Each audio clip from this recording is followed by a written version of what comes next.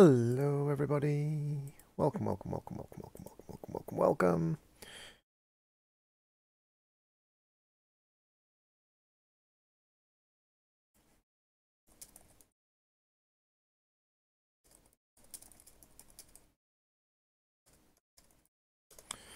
So, welcome to the stream. Let's get up on here so we can have a look out over the base as my map freaks out and is apparently loading the caves. There we go. So, quest-wise, where are we quest-wise? We're down in the digital compression age. We did the ultimate control circuits in the last stream. That was really simple.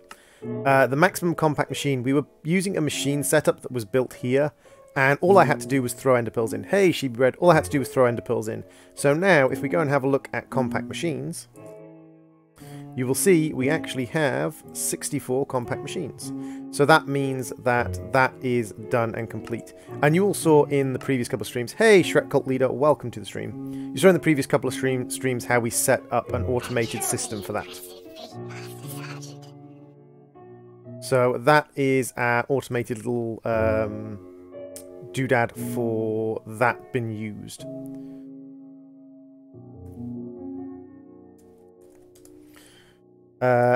As to these two, HDPE, we've got that set up. There was a clog up. If I go down into our HDPE system, I will show you what happened. This guy actually filled up with byproduct oxygen. So they actually stopped functioning after a while because this got up to full and it wasn't running anymore. So I've got a gas tank that's dumping the excess oxygen. So oxygen flows into here and gets instantly dumped into the atmosphere. Otherwise, we've got this that is using ethylene and oxygen. All this is set up. I mean, we got through most of the potatoes. And if we have a look at our HDPE at the moment, we'll find that we have 3,000. Hey, Map, welcome to the stream. And what we need is we need the HDPE sheets. So if we grab some of this and we go to uses, you'll see that we can churn out a whole bunch of HDPE sheets. Now, it's not the 10 stacks we need 640 sheets. So it's not the 10 stacks that we need, but we're 2/3 of the way there. And I underestimated how many potatoes we would need. So I'm just going to stock that back up with potatoes to continue its function of grinding up potatoes to make us delicious, delicious plastic. Because as we all know, potatoes plus water equals plastic. Try it yourself. Potatoes plus water. You know, boil it for a little bit, mash it up. There you go. Potatoes plus water equals plastic. Over here we have our fusion reactor that's just working away on some fuels. But that's not the actual fusion reactor we need. And you might go, what do you mean the fusion reactor we need? Well, the funny thing is, we actually do need a specific fusion reactor. What we need is we need a fusion reactor that does liquid fusion. And for that we need this guy. The fusion reactor core, the fusion connectors, and the electromagnets. Which require 200 RF per tick each to stay active. And this is, we're going to be having probably about 200 of these. So we're going to have to be generating, what, 40,000? No, 40,000 RF per tick to run these guys. One is fusion, the other is fission. Yes, true. So we're going to need chemical reactors, we're going to need elite plating, which requires crystal binder, which requires calcium sulfate, which we get from the crystallizer and from calcium sulfate solution. And calcium sulfate solution we get from the chemical reactor using sulfuric acid and fluorite water, which we get from the chemical reactor by mixing water and sulfur trioxide. And sulfur trioxide comes by mixing liquid oxygen and sulfur dioxide. And sulfur dioxide comes from mixing liquid oxygen and molten sulfur. And molten sulfur comes from melting sulfur dust. So basically we need to do lots and lots of chemical reacting just to make this bloody thing to begin with. just to make the bloody thing to start with, and then we need to do a whole bunch of chemical reacting afterwards. Because what we're looking for is we're looking for this stuff, neutron fluid. And the only way to get neutron fluid... Hey Nolan, hey Electrified, and hey that one guy, welcome to the stream. The only way to get neutron fluid is by using a fusion reactor and by mixing up some of these molten chemicals. Now, if we get boron 11, we can just use boron 11 straight away into the fusion reactor, and that will give us boron 11, and boron 11 will give us 10 millibuckets of neutron fluid at the fusion reactor. So that's probably the best thing we can do, because we have a decent amount of boron. We've got 350 ore of boron. Now, we're going to have to use some of that for things like tough alloy and ferroboron alloy, but that's fine. So, yeah, that's where we're kind of at the moment, in that we've got to build up the base for setting up the fusion reactor.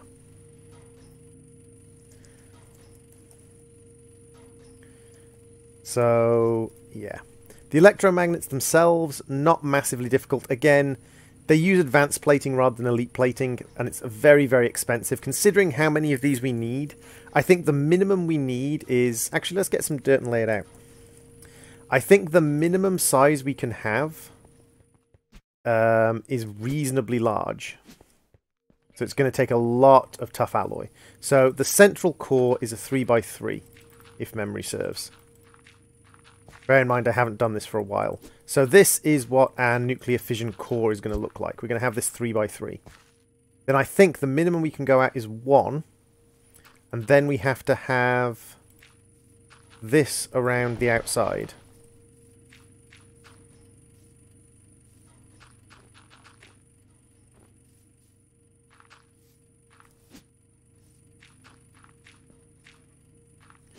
So this is 1, 2, 3, 4, 5, 6, 7. 7 and 7 is 14, plus 10 is 24. So we've got 24 in this ring.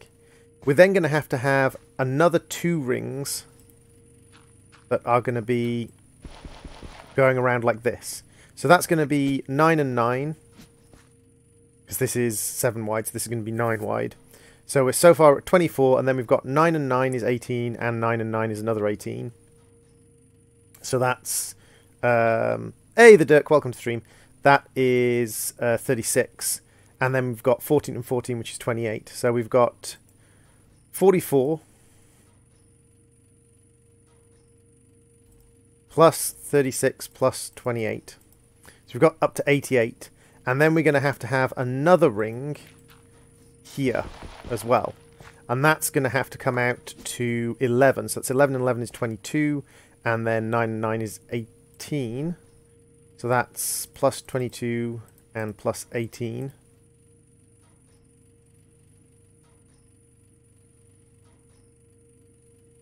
So we need 128 of these magnets. And if we need 128 of these magnets, we're going to need 128 times 4 of these advanced plating. So that's 128 times 4 is 512, and each one of these requires 4 tough alloy. So that's 512 times 4, which gives us 2048 tough alloy, which is our target for making tough alloy. So that's a little bit extreme.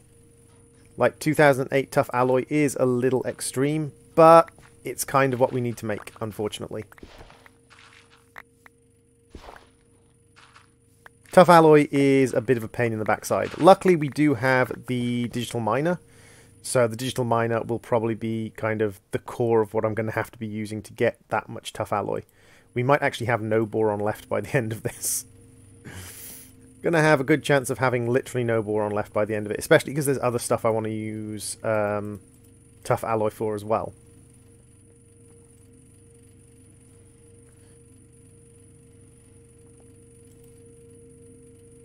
That's it. Use 2000 RF per tick.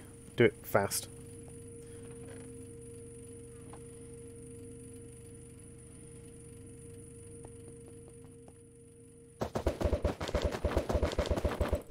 So that's one side of it. We need to get the magnets together. We also need to build the fusion reactor core. and the fusion reactor connectors. These guys are really nice and cheap. The fusion reactor core, yeah, it doesn't look too bad. It's just this elite plating. DU plating requires uranium and sulfur, that's fine. And that requires advanced plating, that's fine. It's just these 4 bits of elite plating here. And we need calcium sulfate, crushed rhodochrosite, which we can make in a manufactory from granite. We can make it in a rock crusher from granite. Okay. So we need to make ourselves a rock crusher then. The rock crusher requires advanced plating. It requires linear actuators. They're not too difficult to make. And we need an electromagnetic engine or motor. That's fine, not a problem. The core, again, not an issue. And then we need 4 advanced plating, which uses up some of our tough alloy, but that's fine. I was wondering where we were going to get that, because I hadn't seen any of those gems anywhere. And then we're going to throw you down here, and you crush up granite to get us the rhodochrosite. So, we might as well get that on the crush immediately.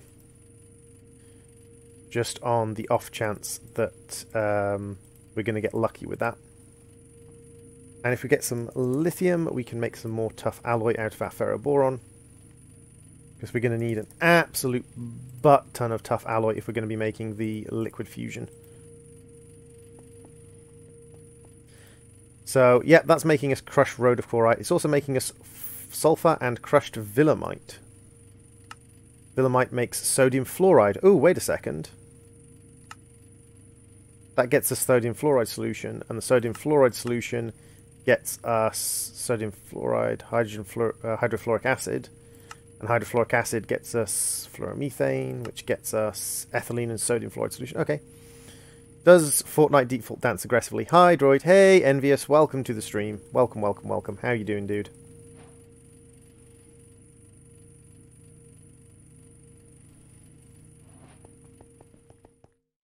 In the meantime, I've set this thing up over here so that it's burning through fuel pretty dang quickly. But I want it to burn through fuel pretty dang quickly, and it's currently doing really well with heat, even with most of the things. And this guy over here, this is my way of making the chips for this. We have redstone going in, chipsets going in, and silicon printed circuits going in, and coming out the other side, we have circuits. Whole piles of circuits. Circuits by the buttload, by the boatload, by the caravan load. Because what we need to do is we need to make 64K storage drives. Now, we don't actually need to make the drives, we just need to make the components, I believe. Yeah, 64K storage components. Which means we need 16K, we need 4K, we need 1K storage components, and these require a bunch of basic capacitors. It also requires a bunch of alloy, redstone alloy, which I'm going to have to set manufacturing. So what we're going to need for this is we're going to need grains of infinity and copper electron tubes, not a problem. And we're also going to need a bunch of redstone alloy, which in the alloy smelter is silicon and redstone. We're going to need even more silicon than I thought. Luckily, if we look in here, we've still got... No, we haven't got any silicon. So we've got sand. We've got 1,000 sand, so if we throw all of our sand here into our sag mill, that will produce us a whole bunch of silicon. And that should be being pumped into there. Excellent. So let's have a look at our grains of infinity. Hey Pi, welcome to the stream. We've got 800 grains of infinity, so that's not terrible. And what about bronze electron tubes? We have got nearly no... Is it bronze or copper? No, it's copper electron tubes, isn't it? Copper electron tubes. We've got nearly no copper electron tubes. That's fine. We're also running a little low on redstone, but we've got 1,000 redstone ore, so I'm not massively fussed. Right, let's just churn out a bunch of copper electron tubes. It would be nice if this didn't have the time delay between doing things, but... It's just got a little bit of time delay. Now, the question is, how many of these are we going to need? Because each one of the 1K storage components requires 2 basic capacitors. And that requires an electron tube. So if we need 72 of these, that's 72 times 3 to get it down to 16k. And then times 3 to get it down to 4k. And then times 3 to get it down to 1k. We need 1,940. So we need 4,000 copper electron tubes.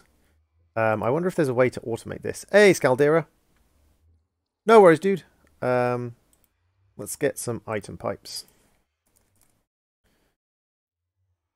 And a couple of chests.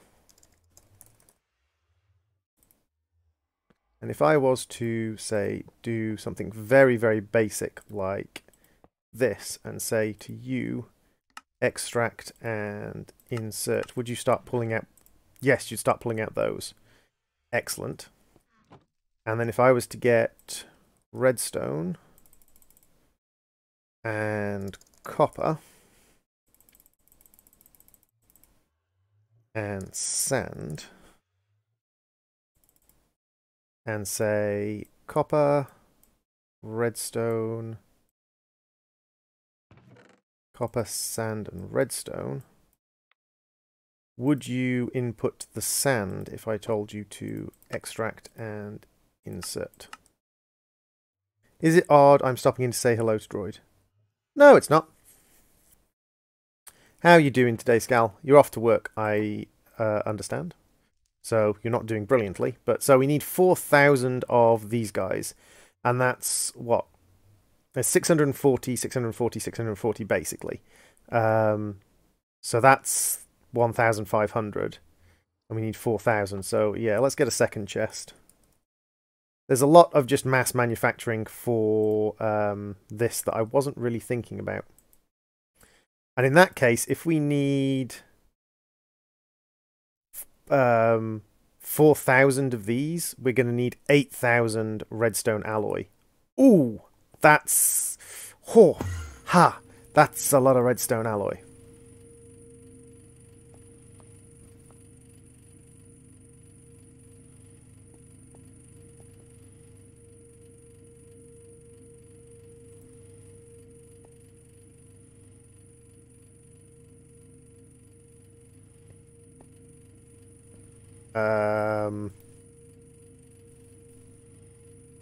Just momentarily, like, start grinding up redstone for me.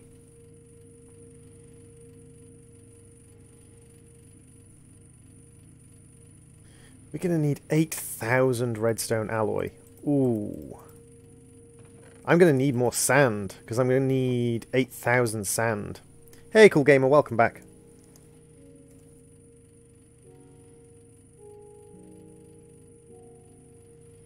If you need some redstone, I have some in my base storage. You can take as much as you need. No worries, Pi. I have redstone. I've got 1,300 redstone ore, and I can turn that into... What is it? It's plenty of redstone. It's just the process of, like, smelting up that much redstone alloy.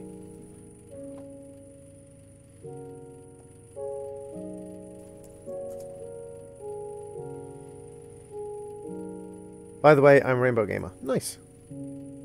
Oh, we get a little bit of silicon from the redstone as well. Interesting.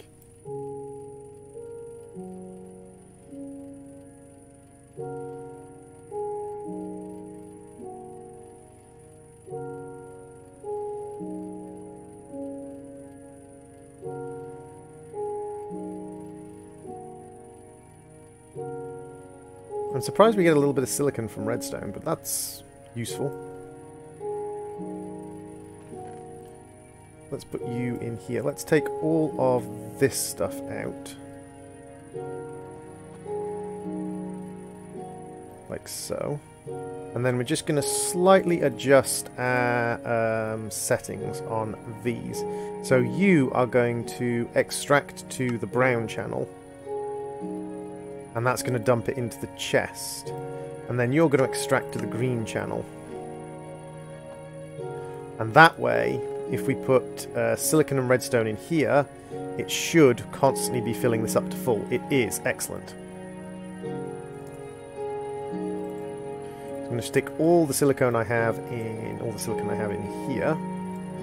And redstone as well is going to go in there. And we're going to make a whole bunch of redstone alloy ingots, because we need a ton of redstone alloy ingots, but we are going to need more sand. In the meantime, how's this getting on? There's our tough alloy, and we've got a whole bunch of crushed rhodocite, which is great. We also got away with crushed villemite, which we can put in the manufactory to make sodium fluoride. And we got a bunch of sulfur as well. So there is one of the ingredients we need for the fusion core's elite plating. Crushed obsidian, not hard to get. We can crush obsidian in the manufactory to get crushed obsidian. So let's take like 32, 16 obsidian, and we'll throw that in our manufactory to crush that up.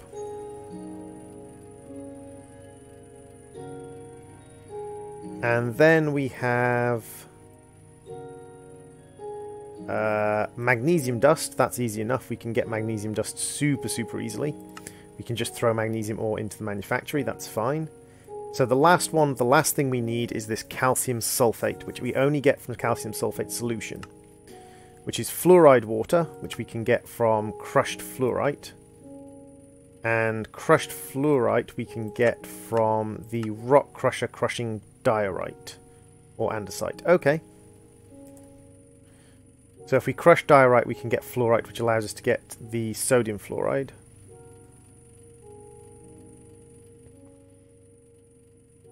So that is 1/2 of this. Although calcium sulfate and water makes this calcium sulfate solution. Wait, didn't I just I'm sure we just had calcium sulfate from the granite, didn't we? I'm sure we just had calcium sulfate from the granite. Calcium sulfate solution. We need fluorite water, which we can get by mixing crushed fluorite with water. That's fine. Can I join? The server is open, Cool Gamer. It is Electrofried server. It's the official server for the mod pack. So if you download the official server for the mod pack, then yes, you can join. Or if you download the mod pack, then yes, you can join. And then we need sulfuric acid. And sulfuric acid is water and sulfur trioxide. And sulfur trioxide is oxygen and sulfur dioxide. Sulfur dioxide is oxygen and molten sulfur, which requires a melter and sulfur. Okay, so we need basically lots and lots of oxygen. Now, where do we get the oxygen for...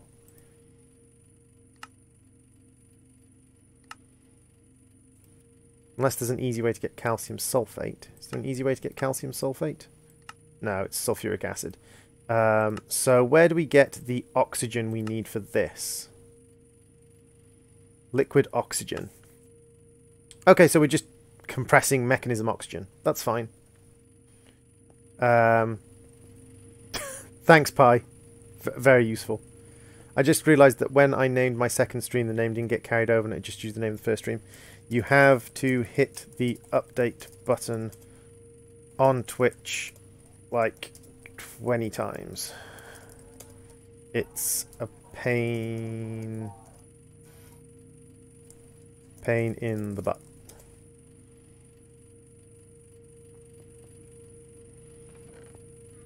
So we've got crushed fluorite coming from our diorite, which is great. Zirconium dust. Obtained alongside nether quartz when breaking nether quartz ore. What is zirconium dust used for? It's used to make zirconium ingots, which is used for the helium collector. Oh, there's also an oxygen collector. Can I join on a phone? No, you won't be able to join. This is a mod pack, dude.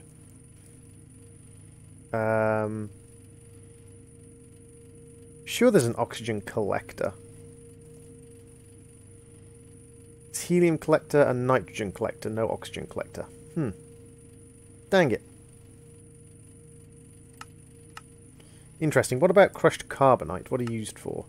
You make potassium fluoride, and potassium fluoride is used to make potassium fluoride solution, which is used to make hydrofluoric acid and potassium hydroxide solution. Also, I got the ender from the chest below spawn. You got 2 of the ender from the chest below spawn. Nice! They are very useful. Like, I don't think mobile phone Minecraft has any form of like effective modding ability. So we've got crushed fluorite now. So we need to make another electrolytic separator.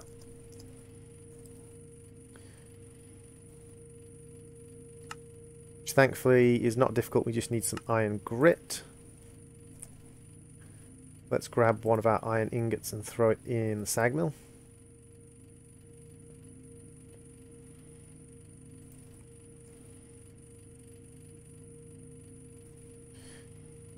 I also need more sand. Definitely need more sand. So let's pop to... actually no, let's grab this out of this sag mill.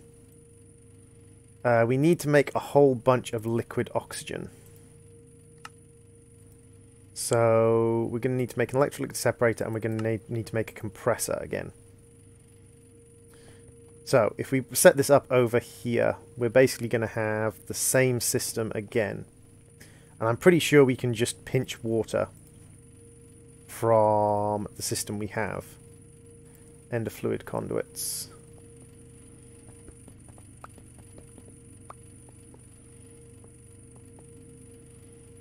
Pretty sure I can just run this along. Make some more ender fluid conduits.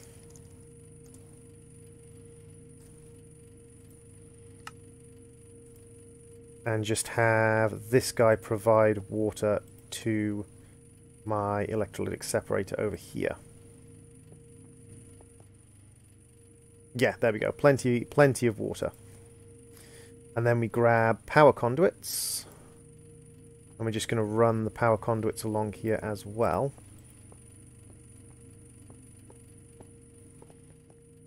And that provides power to you. Now, which one are you getting oxygen? So we want to dump the excess on this side and just have oxygen production. So then we need a rotary condensator. Rotary condensator, really easy to build, nothing out of the nothing extreme or out of the ordinary here. You just need some glass and some basic tanks and basic circuitry. No problems with that at all. Now, you're getting oxygen, beautiful. We just need to provide you with power, lovely. And then we can pump out fluids into a tank. Tanks. What kind of tanks do we have available now? We do have the fluid tanks from Mechanism, which 14 buckets, 28 buckets, 56 buckets. Okay. Let's do a mid-tier tank. 28 buckets will do for a start. If we pop you down there, we can have you extracting and inserting, and then we'll just grab liquid oxygen, because that's what we need. We need a bunch of liquid oxygen. Hey, Ghost! So, now that we're getting liquid oxygen in, we can look at the fusion core and the elite plating, and we can say, right, we need sulfuric acid and fluorite water. Fluorite water is very, very easy to get. Fluorite water is just a fluid enricher with water and crushed fluorite. Fluid enricher requires very, very basic stuff. So let's make a fluid enricher.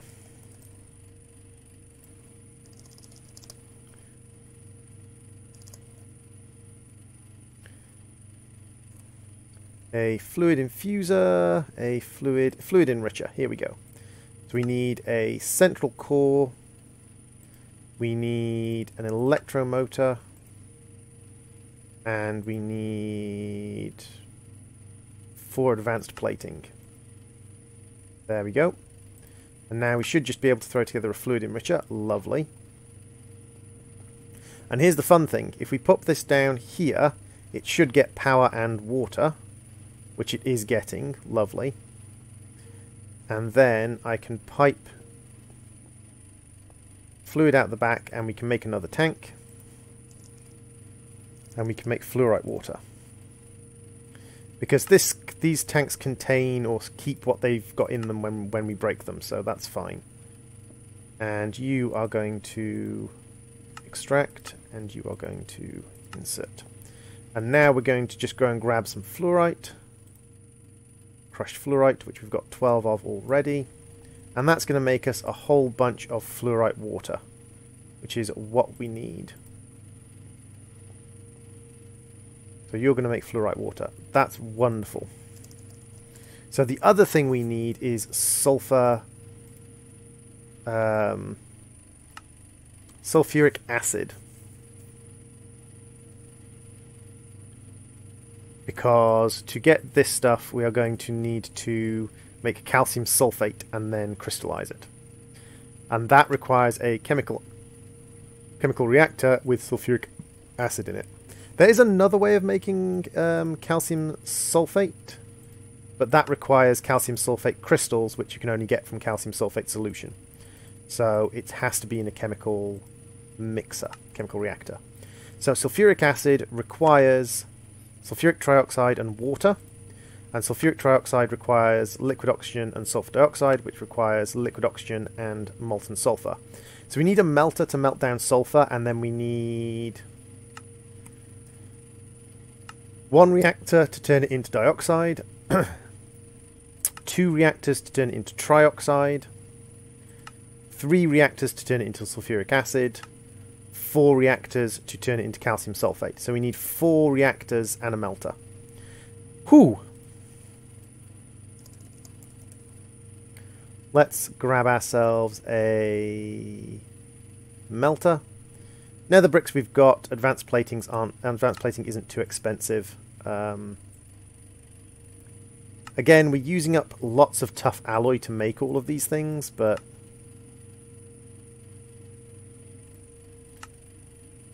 so there's our melter, which we can use to make liquid sulfur, like so. So you're going to make us liquid sulfur.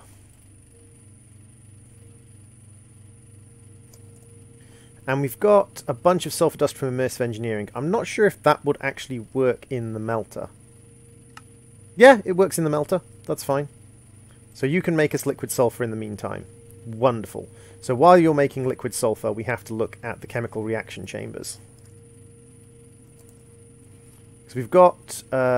we haven't actually got a chemical reaction chamber at all yet. So we've got 1 chemical reactor. And this guy requires, again, a lot of the tough alloy just to make the plating and things we need. But otherwise, just a little bit of steel, copper and redstone. Nothing extravagant. We do need to make some more of the copper solenoid coils. They're just iron and copper, which is actually how you make a solenoid coil, which is kind of impressive in my opinion. They actually took the time to at least make it semi-realistic or semi-close to what it is. So there's our first chemical reactor. So our first chemical reactor is going to take oxygen and sulfur dioxide, and make it into sulfur and oxygen, and make it into sulfur dioxide. So what I want you to do is I want you to extract on green, and I want you to extract on green, and I want both of you to insert on green into here, and that's going to add oxygen and sulfur, and that's going to make us sulfur dioxide. That's great. We now need not enough energy. Dang it! I'm surprised we're still generating any power at all from this system, by the way. The sheer amount of stuff I just have running off this system at the moment. I'm surprised that my... oh, my capacitor isn't keeping up. That's why. Ooh, am I out of... No, we are slowly... Yeah, we've kind of run out of power to a certain extent. Hey, lolmanzi, welcome to the stream. We are currently working on getting nuclear reactors up and running. However, we're running out of power.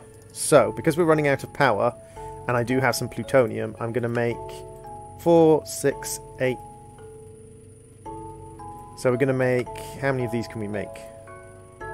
We can make 3 plutonium RTGs. That's another 300 RF per tick.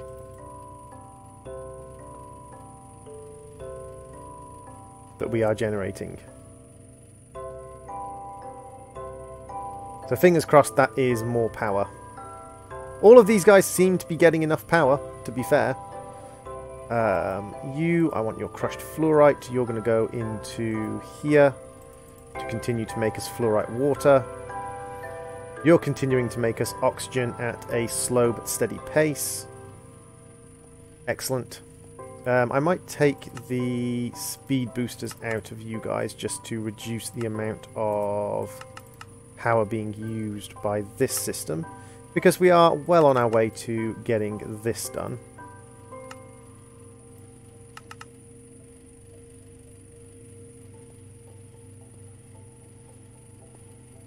So, that is this, and it's making us sulfur dioxide. We now need to get sulfur trioxide, and the issue with that is we need more tough alloy, but that's fine. So, chemical reactor.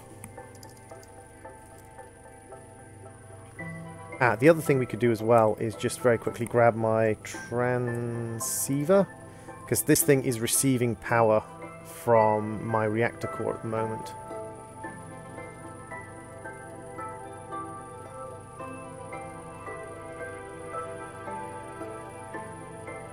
Sadly, droid, I need to leave you live calls. No worries, Pi.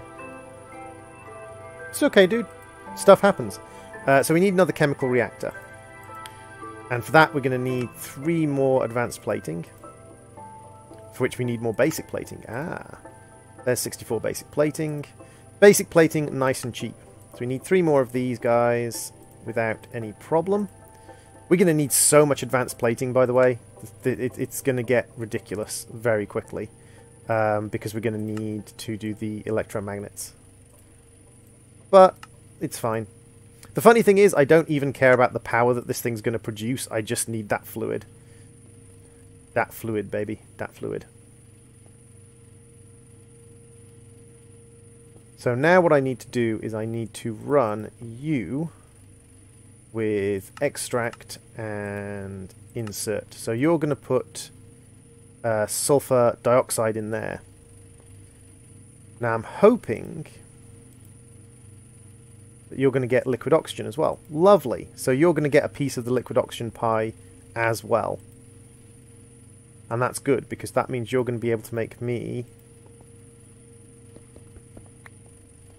sulfur dioxide. Now, I could throw in a fluid filter. If I can afford to make a fluid filter, if I can make a fluid filter. Fluid filter. And hopefully I can label this as blacklist sulfur, maybe? Can I add a... I need a bucket of oxygen then. If I set you to active with a signal, and we just let this guy build up a bucket of oxygen.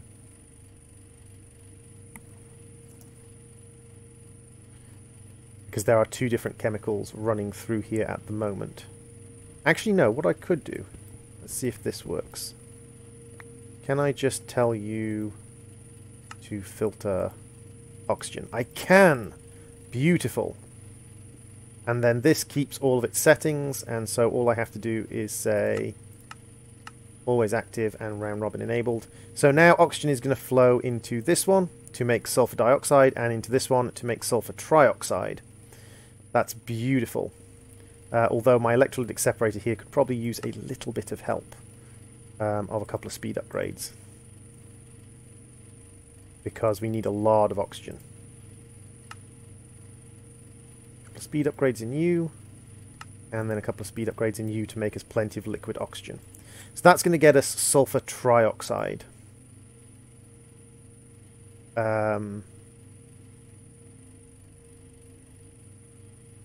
So there's 2 buckets of sulfur trioxide actually. And if we look up sulfur trioxide, sulfur trioxide. If we combine sulfur trioxide with water, we get sulfuric acid. So that's the next thing we want to do. We want to combine sulfur trioxide with water.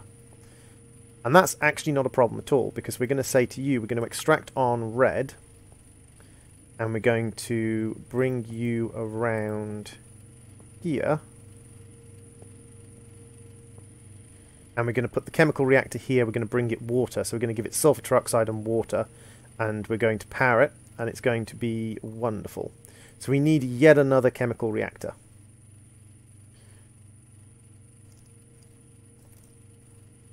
So let's go one of you, and one of you.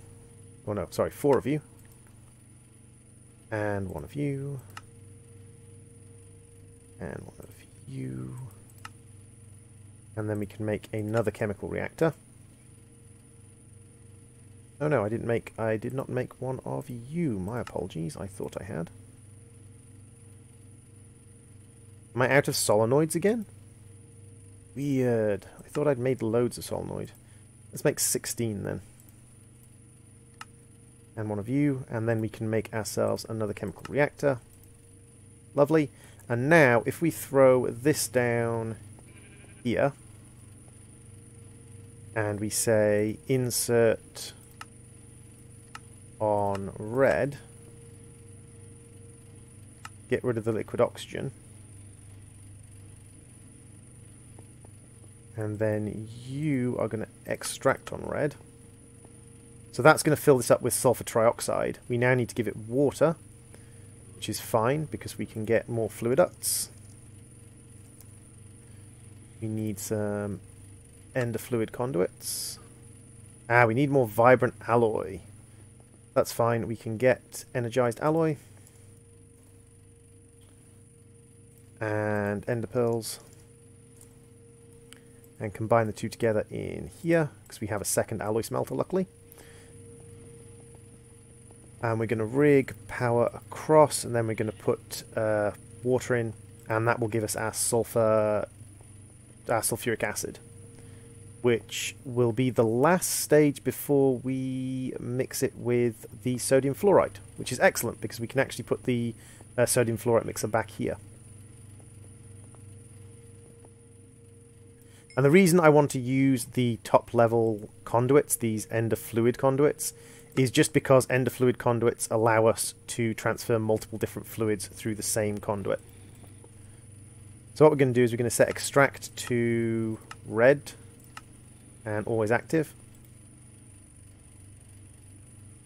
And then we're going to say you are going to extract on brown, always active.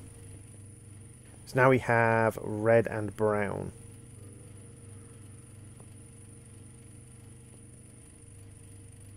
And you need power, which means we need 3 more of this, so that we can make the ender conduits, the ender power conduits.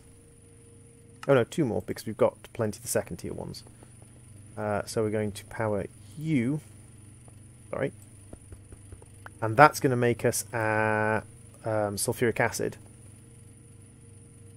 And so the final step, if we look at fusion, for this guy, is we need to combine sulfuric acid and fluorite water, both of which we have. So now we just need to combine those two, so we need 1 more chemical mixer. 1 more chemical mixer. That's it, and then we will be done with this system.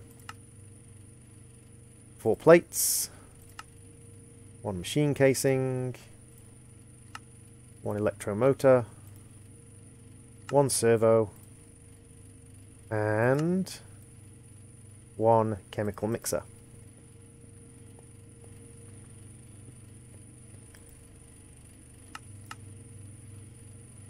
So insert on red, and insert on brown. So now we want to get rid of the water. We have sulfuric acid and fluorite water, and that's going to mix together and make us what we need. Then we're going to pump it out into 2 tanks.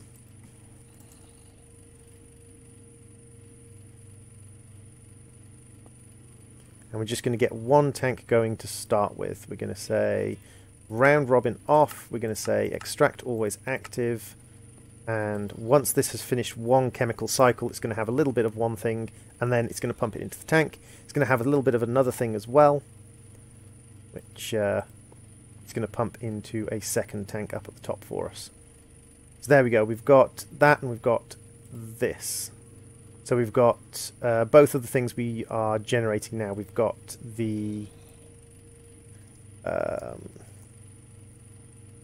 we have the calcium sulfate water, and we also have hydrofluoric acid. And hydrofluoric acid, uses-wise, we can make it into fluoromethane. We can also put it in an electrolyzer to make it into hydrogen fluorine. What does fluoromethane get used for? Ethyl solution. Hey, lolmanzi, thank you very much for the follow. Greatly appreciated, my friend. Greatly appreciated. So this is making us calcium sulfate, and then we need a crystallizer. And the crystallizer is going to crystallize the calcium sulfate for us. The crystallizer, again, unfortunately requires 4 of these, because of course everything does, and 1 of these. So that's another 5 of the tough alloy gone immediately, because I'm a terribly wasteful person. You could do this all with a single chemical, reactor. By the way, you could do this whole system with a single chemical reactor, just by building up oxygen, pumping it in, making 1, pumping it out, pumping it in, pumping it out, pumping it in, pumping it out, pumping it in, and just cycling it through 1 chemical reactor over and over again. But I'm lazy.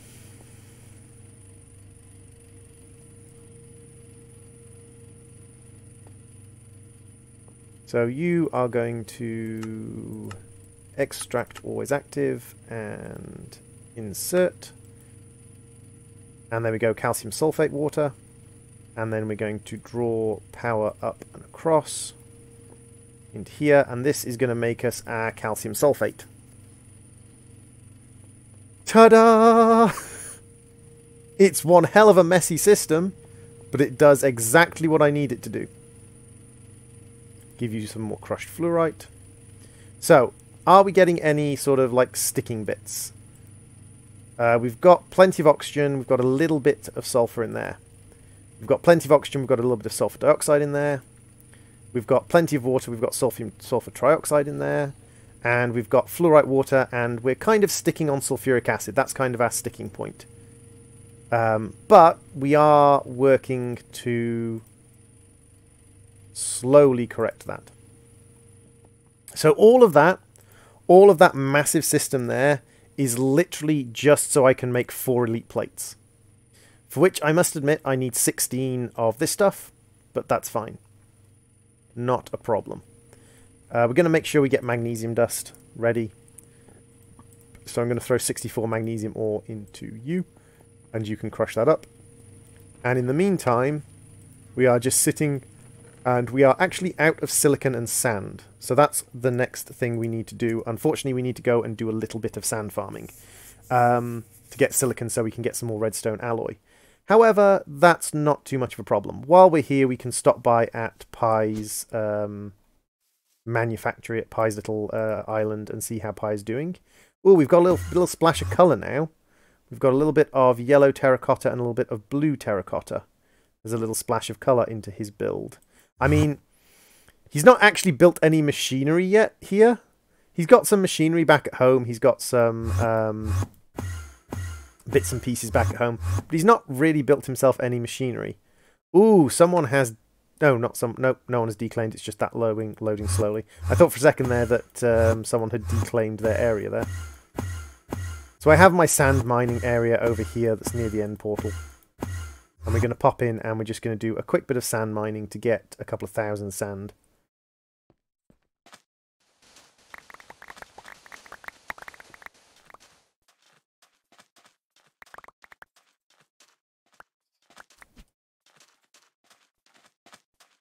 And off we go. It's impossible to see what I'm doing when I do these sand mining sessions because of just the sheer amount of like explosive sand puffing that happens.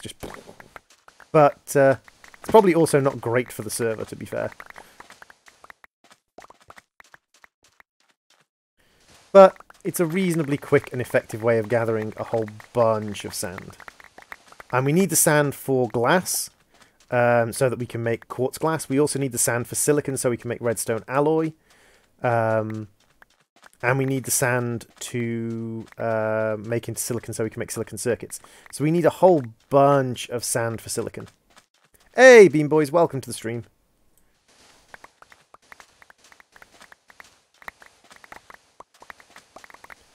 But you saw how one water pump is providing us with enough water to basically run probably all the different oxygen that we need, all the different oxygen piping we need. A little bit of a speed up using mechanism upgrades, but it gets us what we need.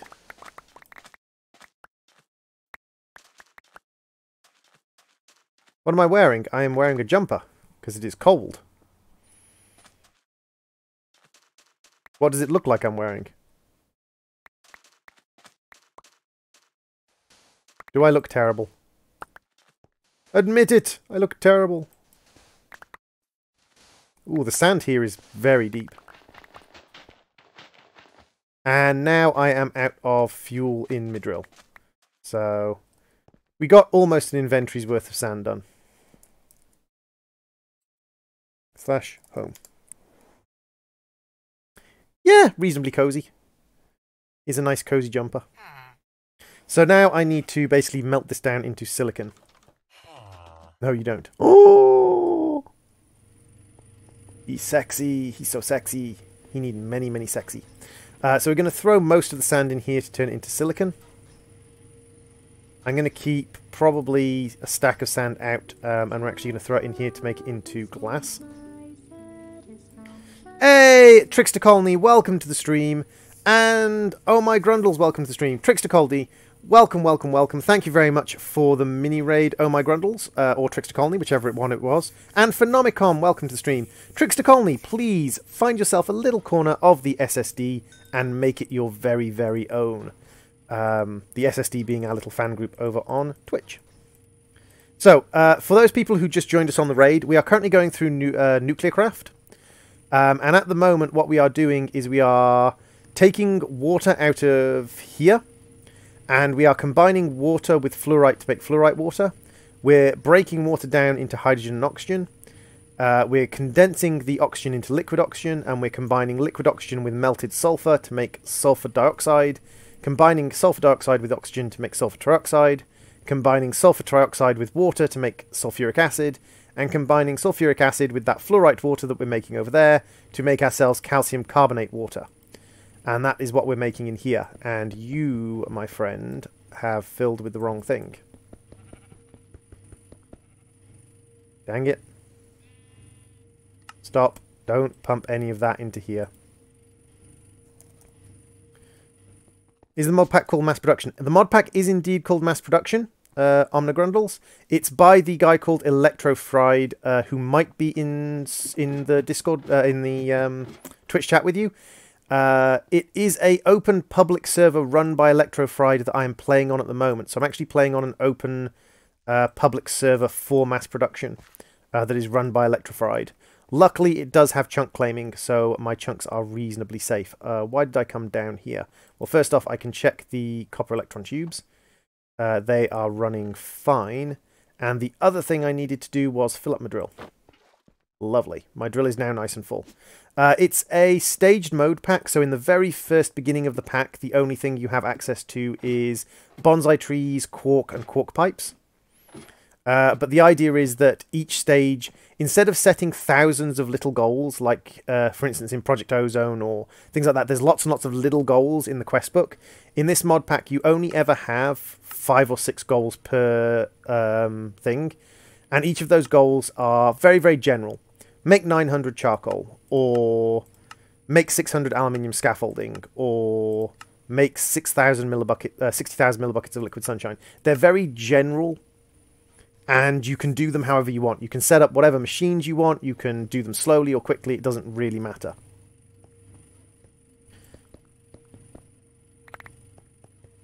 So what I need is I need a fluid filter. So I need to grab a fluid filter. Probably 2 actually. And then I need to pop you up here and I need to say fluid filter blacklist fluoride.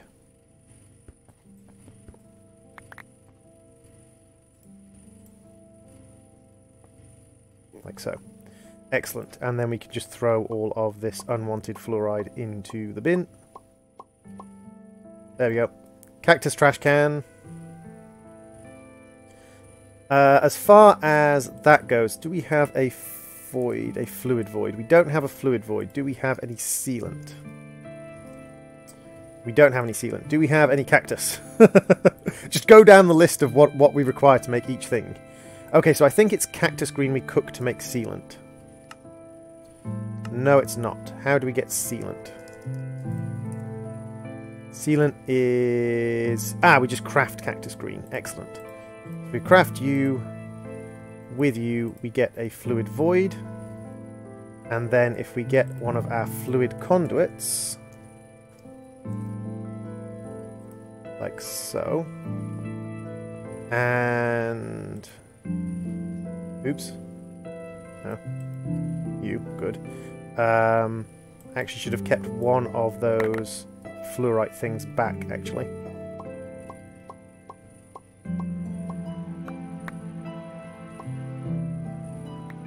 You. Excellent. Then I want you to be whitelisted fluorite only.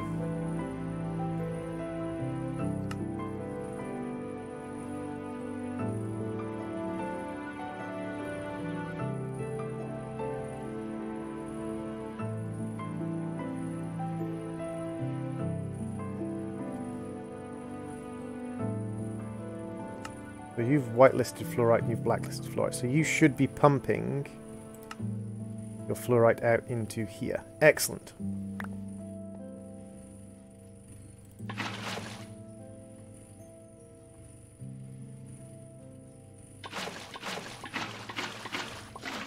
So I don't think we really have a massive need for this fluorite liquid. And of course we can just make more if we do need it. We just need to use sulfur to do so. So now what I'm going to do is I'm going to set you to pump out into this guy. So extract, and you can just pump all of your fluorite liquid into the bin, because I don't think we have any need for all that fluorite. We just need this calcium sulfate, because we are trying to make a nuclear fusion reactor. And nuclear fusion reactors are not easy to make, would you believe? We need tons of resources and everything, and this is all just so we can complete one of the quests. So there's the depleted LEP. That's actually quite useful. Fuel-wise, let's give it some... let's give it some LEA, because some americium would be quite nice to mix up. And that's still not generating any over excess of heat, which is good. So... you can get reprocessed into new nuclear fuels. Our RTGs are generating a small amount of power. Not enough to actually, you know, keep everything powered, but our RTGs are generating a small amount of power for us.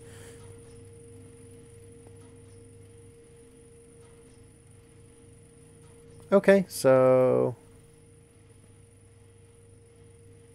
yeah, it is the sulfuric acid, which is the slow, or the speed bump at the moment for us. So if we can find a couple of speed ups and throw them into you, because you are actually full of both sulfur trioxide and water, we can possibly give you a bit more sulfuric acid. And then we want you to extract always.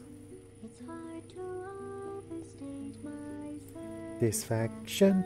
Hey! Oh my grundles, welcome to the stream and the SSD. Please try to carve out a little corner of the SSD just for yourself. Oh, is it only stackable up to 8? Is that why you're not... extract always active.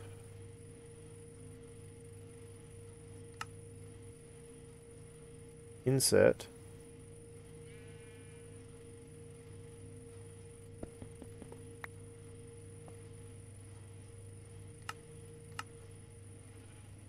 There we go.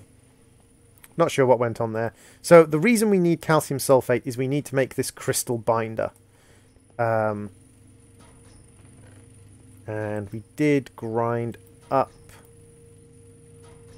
some obsidian. Excellent. And the reason we need crystal binder is we need to make the...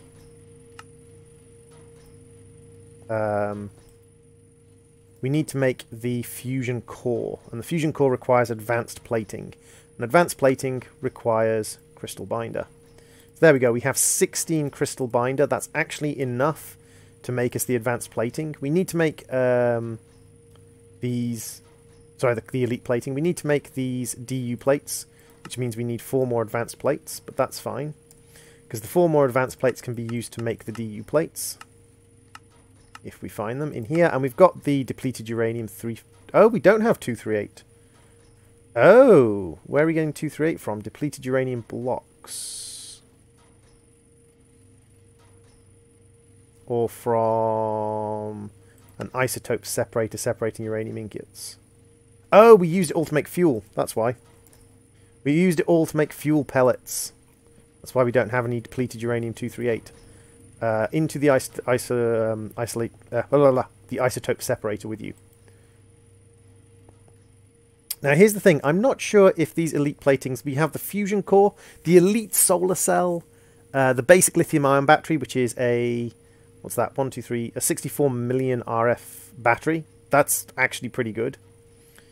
The superconducting electromagnet, and the molten salt fission controller.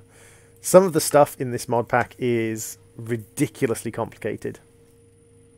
Elite heat exchanging tubes. Okay. So what we need is we need 16 of these guys. We're going to actually throw the speed upgrades in there. And we also do need to make some more tough alloys. So ferro, boron, and lithium. Because we need to make so much tough alloy. So we're going to set that going quietly in the background. In the meantime, we've got a whole bunch of this redstone alloy, which is good because we need that to... The streaming continuum, awesome. I wouldn't exactly call this an expert pack.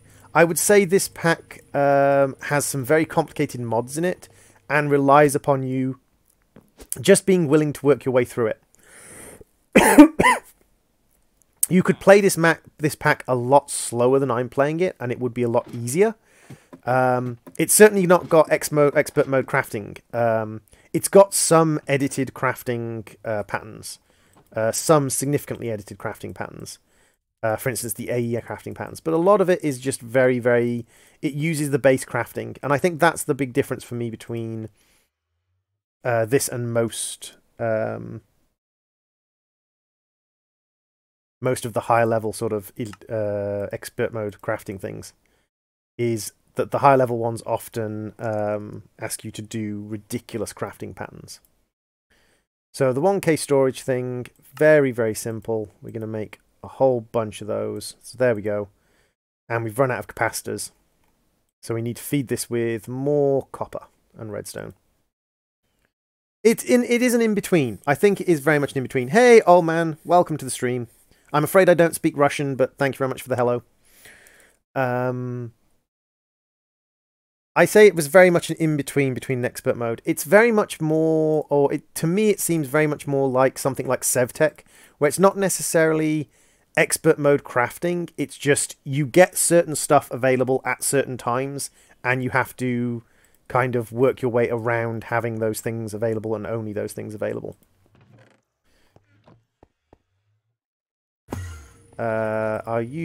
You're clogged up with silicon, so let's just rip the silicon out of this for a moment, because we need more copper. you need a whole bunch of copper. So if we grab copper ore out of our system, for instance, I only got access to AE a short while ago. I only got access to AE a short while ago, and I actually haven't put together an AE system yet. Because I have this system already set up and working. So we need 16 of the depleted uranium, which is fine, we've got that. And we can then do fusion core. And elite plating, DU plating. 4 of those, and then we can turn those into elite plating with boron ingots, which I might have. Crystal binder. I've got crystal binder. Don't tell me... Wait, what? Where'd my crystal binder go? Oh, thank God for that. Don't tell me I don't have crystal binder. Okay, so 4... There we go. 4 elite plate. So we've got the 4 elite plate we need. The machine chassis, super easy. And then we need 2 chemical reactors. Now, I'm very, very tempted to basically leave this system running for a while until we've got lots of calcium sulfate, just in case, and then just to rip out 2 of these chemical reactors, because I've got 4 chemical reactors running at the moment. So I'm very, very tempted just to go, I don't need any more chemical reactor, I don't need these chemical reactors anymore, and just to rip them out and put them into the fusion reaction core later on. In the meantime, I'm going to continue my work towards getting high-level RTGs. So let's have a look what fuel we have at the moment. We've got some HEU fuel. Do I only have 1 of the HEU fuel? I've got 3 of the HEU 235. Let's throw that into there. And that can provide us power as well. I do much prefer the RTGs than the active power generation, personally. It's personal preference, but I am much, much in preference of RTGs over some of the active power gen. But this is just churning us out copper dust, and then that copper dust should churn us out a whole bunch of ingots. And we can use those to make more 1K. But we do need to make these into 4K. And we're going to be missing... the quartz glass. Now here's the thing, at the moment I think we've got a lot more Certus quartz than nether quartz. We do have a lot more Certus quartz than nether quartz. However, Certus quartz is actually rarer than nether quartz. That is the thing, Certus quartz is actually rarer than nether quartz. So we should probably go and mine nether quartz rather than rely on crushing up Certus quartz to make glass. If we have a look at the nether quartz ore, and we look at uses for it, we can get 2 and a chance to crushed from sag milling. I think we get more just by digging it up. I think on average we'd get more just by digging it up. We could also give some a pick Fortune 3. Which would get us a lot more using a Fortune 3 pick. So I think that's what we're going to do. We're going to go to the nether. We're going to grab up a bunch of nether quartz. If anyone watching would like to join the server, by the way, the server comes with the mod pack. So if you download the mod pack on Twitch, mass production, you can join the server straight away. There's quite a few people who do play on the server, but very few of them play at this time of day. Most people play a lot more kind of into the evenings, the UK time. A lot more into the afternoons on American time. So I'm just waiting for this to process so I can throw my depleted LEAs in. But yeah, we're getting a nice steady flow of calcium, which is good. This, by the way, is making me HDPE, which is the other quest I'm doing at the moment. And I would say, actually, we're probably not far off. If I look up HDPE. Yeah, we only need another 50 plus another 92. We only need another 92 plates, which is good. And this system is also automatic. This system crushes up potatoes into biofuel, makes biofuel into substrate. Substrate is transported across into here. This guy pumps up water. This guy separates it. Hydrogen into this side, oxygen into this side. The making of biofuel creates ethylene. Ethylene is compressed into a liquid. Ethylene, oxygen, and substrate becomes plastic, and that pumps out. And we actually get profit in the amount of ethylene we have. We actually have more ethylene than we need being produced. So that goes into, and I want to turn off round robin, sorry. That goes into the fluid void pipe. So when we get more ethylene than we need, it gets pumped into the fluid void pipe. It's actually very cool that these systems, like this mess here, is all automatically doing stuff for me. Hey Luma, welcome back to the stream. And I love the fact that you can set up a mess like that and have it working to do stuff for you. So what we're probably going to do is we're probably going to go and silk touch. Probably going to go and silk touch up some nether quartz. We're wearing the End Mark II armor. We're wearing the Ender Steel armor rather than the Dark Steel armor. Now, I'm not going to do this right next to the spawn nether because it's a little bit cruel to mine up all the nether quartz in the spawn nether. But, yeah. It's not necessarily being smart with Minecraft things. What a lot of people do is a lot of people get overwhelmed by the names. And this is one of the things that I've noticed with a lot of people with a lot of different things is people get overwhelmed with the number of like names of machines or names of this and things like that. People get overwhelmed very, very easily with that sort of stuff. But in reality, you don't have to look at the names of machines or anything like that. All you have to think is okay, so what is the kind of end goal? The end goal is A. If the end goal is A, what do I need to do to get to A? I need to do B, C, D. So it's basically like once you learn, it's almost like learning the basics of programming. Once you learn the basics of programming in one machine language, programming in lots of different machine languages actually becomes very easy because you know the basics of programming. So config, let's just delete these filters and we'll say new filter or dictionary or nether quartz. Is that not what you're called? You're just called ore quartz. Ore quartz, save.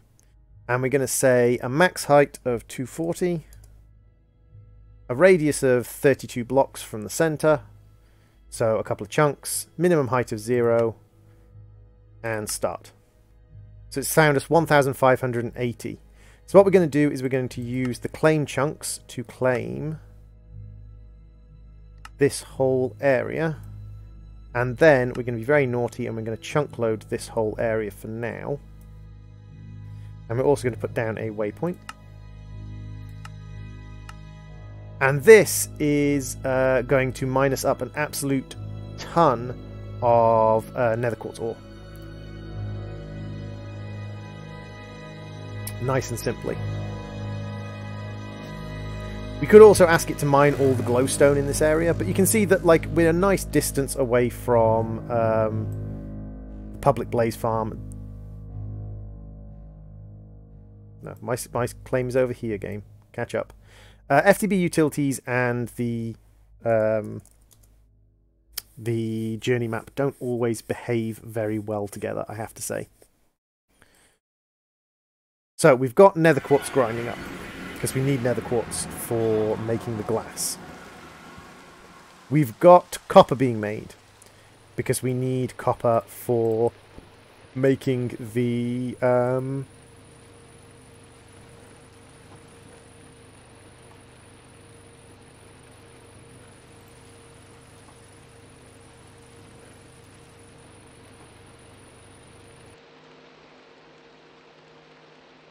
we're getting copper being made because we need copper for making the copper electron tubes, and we need the copper electron tubes to allow us to make the tier 1k storage things, because we need a lot of these, capacitors.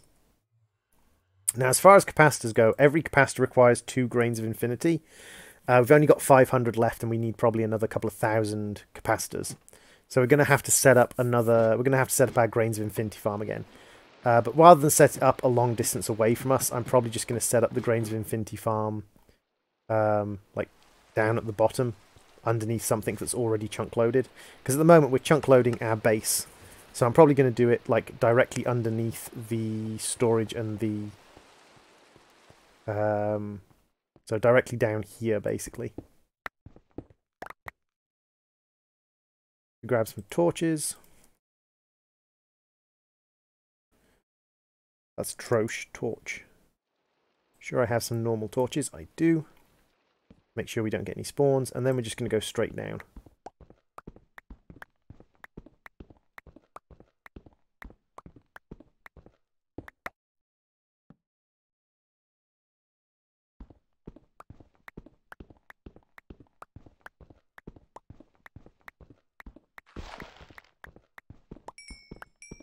Give key to nuke closet. Can't pick lock.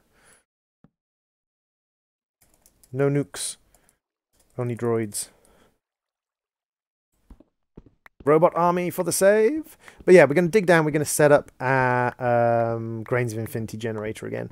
It'd be nice if we had igniters or something like that that doesn't use... Oh, okie dokie, Lowmans. Thank you very much for popping into the stream. I'm glad you popped in and I hope you enjoyed what you saw.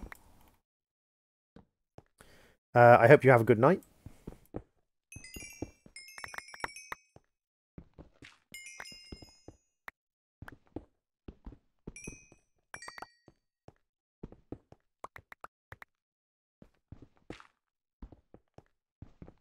And this is one of the risks of digging underground in this pack. There's always huge amounts of ore wherever you dig.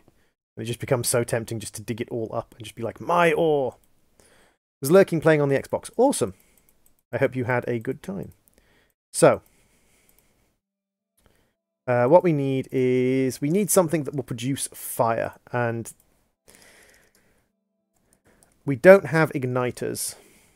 So it's going to be, unfortunately, dispensers. Vacuum chests.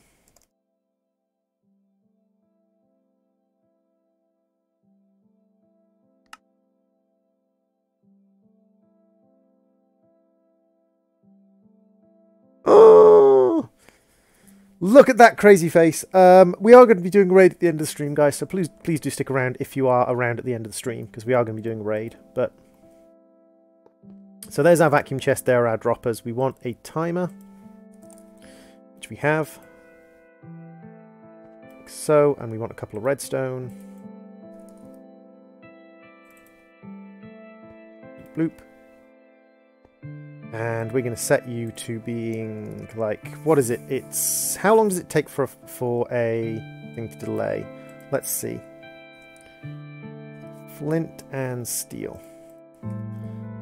Let's count together, guys. 1,000, 2,000, 3,000, 4,000, 5,000, 6,000, 7,000, 8,000, 9,000, 10,000, 11,000, 12,000, 13,000, 14,000, 15,000, 16,000, 18,000.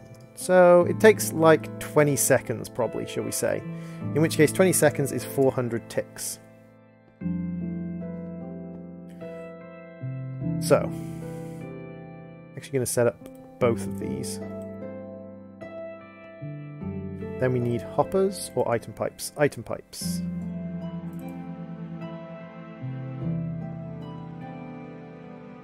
And a couple more item pipes.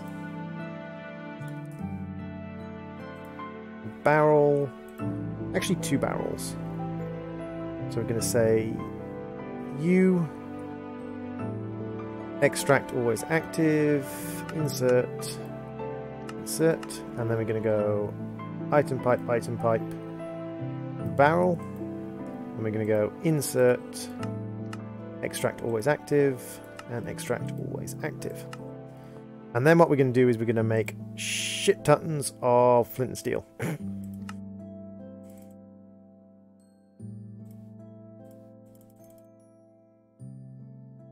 Actually, this is a really good way to do it, because all of these guys should be getting sucked up and dumped into here. Up to 64. At Yaba. Iron tier upgrade. And a gold tier upgrade.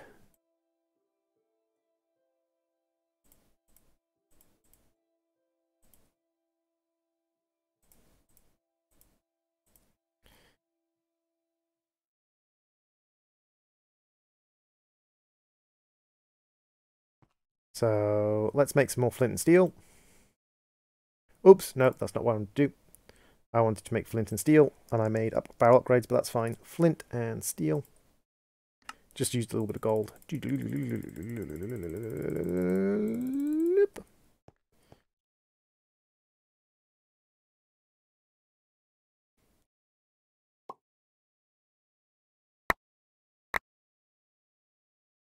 So there we go. We have over 300 flint and steels.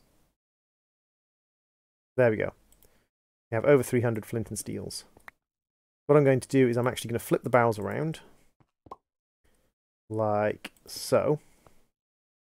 And now, you guys should pulse create fire. Insert, insert, extract, always active. So when this thing pulses, you should create fire. Ah, I need to extend that pulse, I think.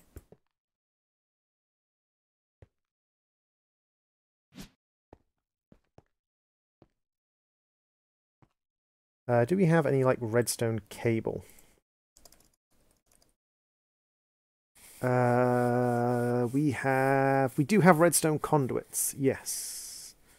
We have redstone conduits. So I wonder if I just use conduits, and we have got redstone conduits in here somewhere. We do. If I run you guys along here and then run the timer into you here,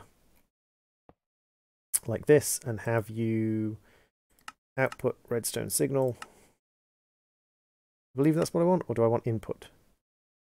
Can't remember which way around it goes. So I need you to output red. You to output red. There we go. I can then make another dropper.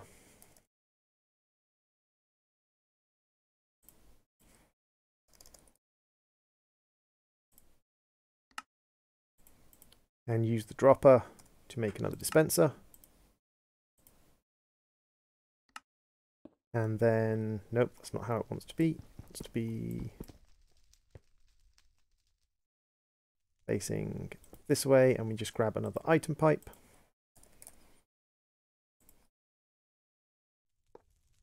And go insert. And now we want to upgrade this barrel. So, at Yaba. So we're going to need to make some more of these because I accidentally used them all up.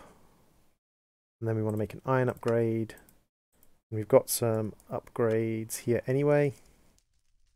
What's it called? It's called the gold tier.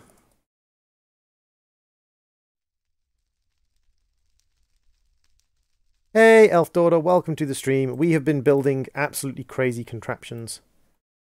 How is my Elf Daughter? So now, when this pulses, everybody should light. Everybody should light up. And when these things go out, there's a 50-50 chance of them dropping. So you're going to go out before it ticks again. No, you're not. Okay, so let's do this at like 480 then. And this is just going to slowly gather us a bunch of those. Now we do have a spare travel anchor. I'm going to call... I'm good. I've been teaching myself Oculus Medium and about to embark on an attempt to teach myself Blender. Ooh! Toadnet, Elfie. Toadnet is a fellow streamer of mine. He does courses, not courses, he does videos and streams on him using Blender.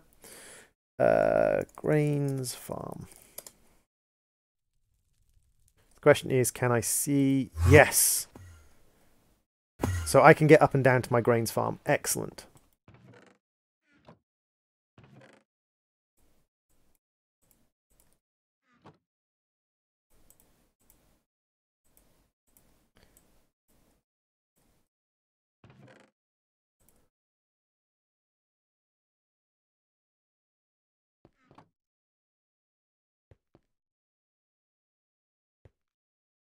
It's not as bad as it seems when you first look at it.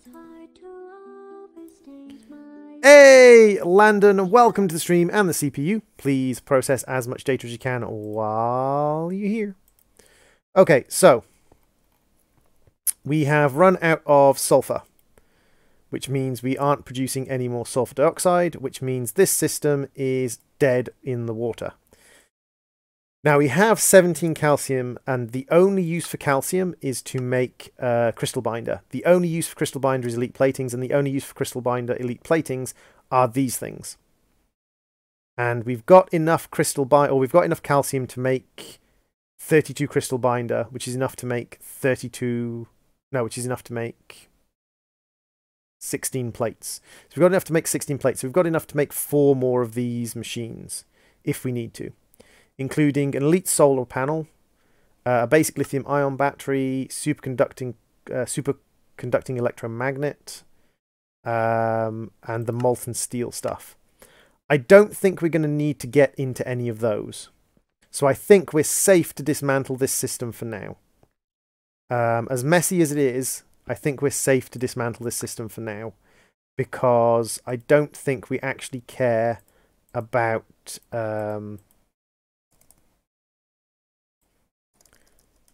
any of the stuff being produced anymore. I think we're fine with what we've got. I think we are fine with what we've got.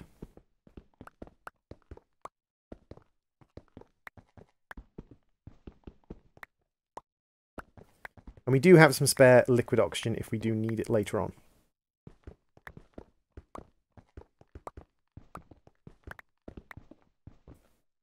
Oops. Droid, don't dig holes in the wall, Droid. Try to keep your holes, you know, not dug in the wall. Same with the mechanism machines. We don't really need these guys anymore.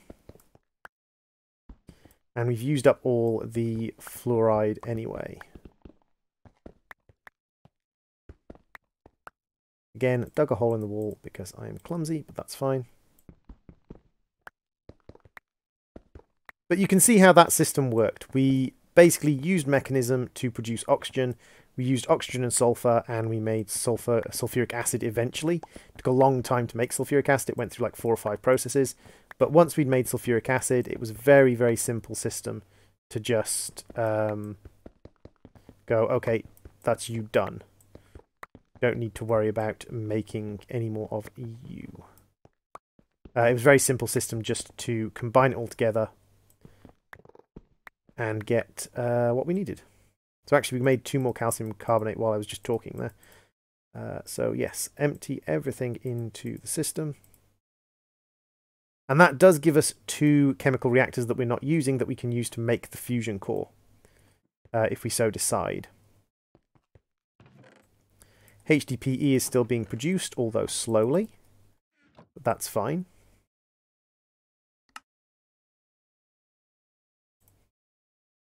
So if we look up HDPE, we are currently well on our way. So you are just slowly ticking away, producing each of the things we need. Excellent. And this is a necessary part of the system. It is venting off the excess oxygen being produced as we make the substrate. It's just making sure that we're not producing too much of that. So with those 2 chemical reactors we just picked up, we can actually make a fusion core now. So this is our fusion core. And this is what's going to be the center of our fusion reactor. And each of these is going to take a connector plate. And that's going to connect it to the electrical ring. And these are the energy storage, the current temperature, which we need to get to 8,000 kilokelvin, the efficiency, the 2 inputs, and the 4 outputs. So we're going to be inputting probably liquid boron 11. Prevent input overflows, prevent void leftover fluids. You don't want to void the leftover fluids because we actually want to be using these fluids. And we don't want to be voiding the output overflows. So I'm pretty sure we do that.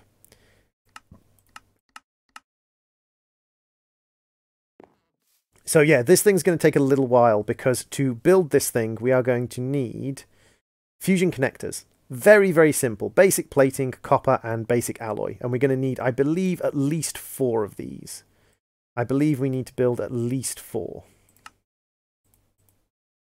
We don't have any copper ingots because I've put all the copper ingots into making the AE system. Or into making the AE items. We need at least 4 of those because we do need to move it 1 block out from our core block. So if we grab some of the copper, in fact, if we grab all of the copper to be fair, because I think that's all of our copper ore has been used there. Which is mildly concerning because it doesn't look like we've made that much copper considering how many more of everything we need, but we can just go gulp and hope. We need at least 4 of these, which isn't a problem. And these 4 fusion connectors go on the 4 outer edges of our fusion core. Bloop, bloop, bloop, and bloop, because I'm pretty sure you need at least 1 connector. The next thing we need to make, and this is going to be the expensive bit, is we need to make a lot of these fusion magnets. And we're not talking about like 1 or 2, we're talking about, I think it's something along the lines of 500 of these fusion magnets to make the coil. And each one of these requires 4 advanced plating, which means 4 tough alloy per plating, which means 16 tough alloy per magnet. And we need a lot of these magnets. The copper solenoids aren't a problem, they're just copper and iron. We might have to mine up some more copper, but mining up copper isn't a problem.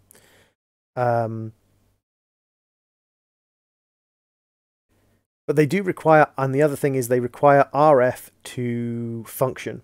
So we're going to need to produce a lot of RF and feed the RF into this system and make this system basically just churn out tons and tons of power. Now, one of the ways of doing that is we're probably going to be using our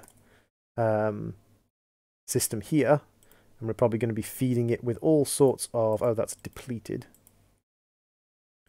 Not depleted. You can burn up. We're probably going to be feeding it all sorts of things. I mean, this generates 8,600 RF per tick at its current state. We can actually build it bigger and make it generate even more RF per tick, but we're probably going to actually need to use a solid fuel reactor like that to power our liquid reactor until we get it up and running. The other thing we're going to need for this guy is we're going to need 2 fluid inputs. And what we want is we want the neutron fluid. That's what we're looking for. We're looking for making this neutron fluid. So we could use liquid tritium or tritium, which is made from heavy water. And heavy water is made... Actually, no, we can't make heavy water. So where would we get tritium? We could get tritium from mixing boron-10 with neutron fluid. Where would we get boron-10 from? Melting down boron-10. Where would we get boron-10 from? Boron-10 clumps. Okay, so from grinding up boron in the isotope separator, we get boron-11 and boron-10. Boron-10 we can process and make into tritium and use, but we can just use boron-11, liquid boron-11. And 2 ingots worth of liquid boron-11, so 2 ingots worth of boron-11 make 20 millibuckets of neutronium. So if we look at how much we need 4 buckets. So that's 200 reactants. So we would need 400 ingots of boron. And we actually are pretty dang close to 400 ingots of boron, so we could actually do that probably just using the boron liquid. Without too much of a concern about sort of overrunning different chemicals and mixing and making different bits and pieces. We could probably just do it using pure boron. Now, in the meantime, we do want to create a Fortune 3 pick. So I will get to creating a Fortune 3 pick. So we can have a look in here and see what we need for Fortune 3.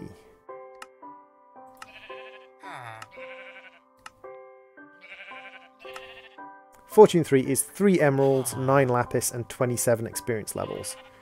Okay, if we head down to the mob farm, we should be able to get ourselves 27 experience levels without too much of a problem.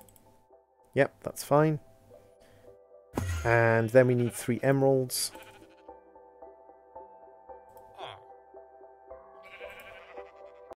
I turned everything into block form previously because I was actually doing a quest that required blocks of emerald, and a lot of blocks of emerald at that. So there we go. There is our fortune. How much do we need to apply this to a pick? Fortune 3. 6 levels. That's not a problem. There we go. And we can apply Fortune 3. And then the other thing I do want to apply to it is mending. Now the question is, can we afford mending? For mending we need an experience rod, which we can make. But the question is, can we afford to make a mending book XP-wise? Oh, we're actually out of books. It has been a long time since we ran out of books. Oh, and what else are we out of? We're out of paper as well. Wow. It's been it's probably since we first raided our first village. So we need 21 levels. I don't think we're going to get 21 levels from our mob farm. I don't think we have that much experience saved up. But we can see. No, we're up to 12. Now we do have some experience shards from Woot. But I don't think that's going to get us to 21 either. Oh no, we are going to get 21, I think. Oh, easily. So we should be able to get ourselves a mending book. And then throw mending on our pickaxe for 3. That's quite cheap. And there we go. We now have a Fortune 3 mending pickaxe. And that means when it comes to things like redstone and nether quartz ore and things like that, we'll be able to fortune it. Now we could sag it up and get 9 per, which I probably think is probably best. In fact, if we used a grinding ball, we could probably get 16 redstone. So redstone-wise, it's probably better to sag mill it. However, nether ore-wise, I'm almost certain it's better to fortune pick it. Because if we look up uses of nether ore, if we sag mill it, we're only going to get 4 if we use vibrant metal grinding balls. So even if we use vibrant metal grinding balls, we're only going to get 4 nether quartz. Which means it's almost certainly going to be a lot better for us to use the Fortune 3 pick.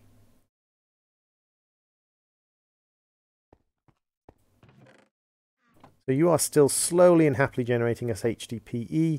We're actually getting a profit on power now, and a pretty decent profit on power at that. It's interesting that it does jump up and down a bit, but that's fine.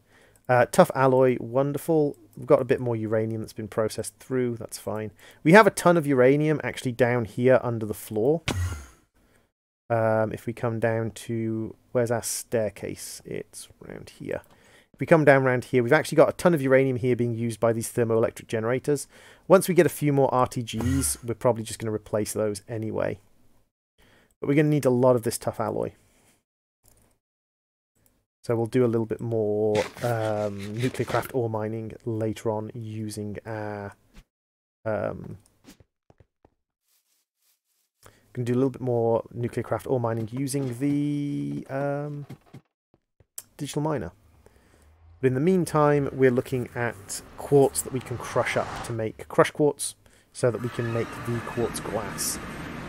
Certus quartz is a lot rarer. In the same area, you normally only find like 200 or 300 Certus quartz, but in that amount of area, we actually managed to find 1,800 nether quartz.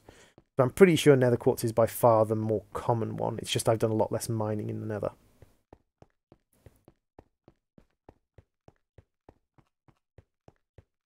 We're going to head back to our miner and see how we're getting on for nether quartz. Going to swoop down through here. Hasn't picked up all the nether quartz in this area yet, because there is nether quartz still there. Now, where's the doorway back into here? I can't remember. I may have sealed it up behind me. And we're at 1, 2, 3, 4, 5, 6, 7, 7.5 stacks. That's not too bad.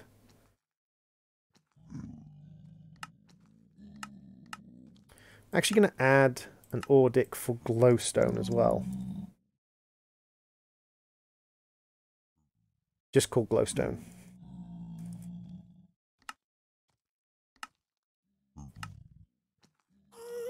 So it hasn't found a huge amount of glowstone in this area, but it has found some glowstone. Because I do want a little bit of glowstone.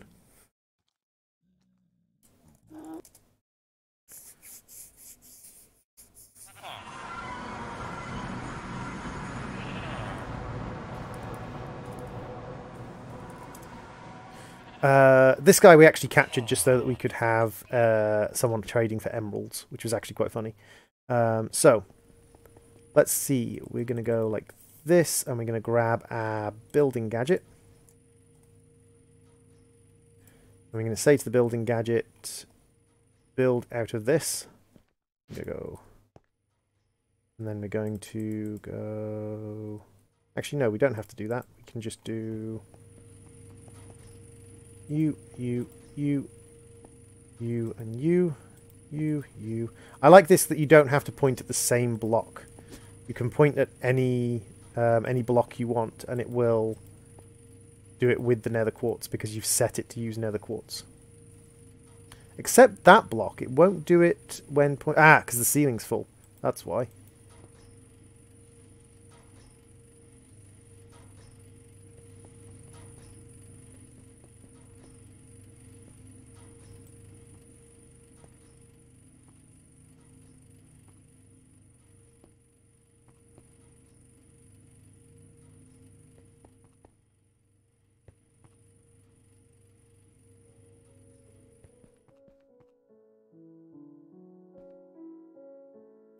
Almost finished laying down all this nether quartz.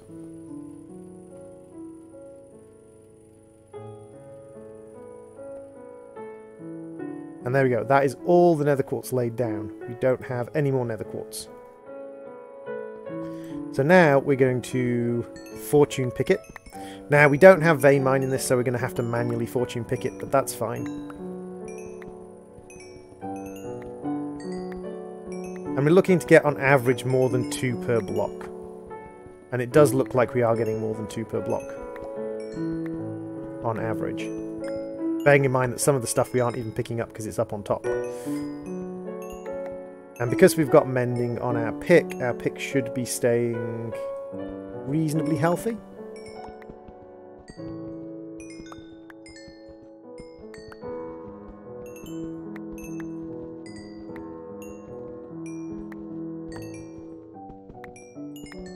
I'd be curious if it doesn't stay healthy, how it could not stay healthy with mending on it, but we shall see.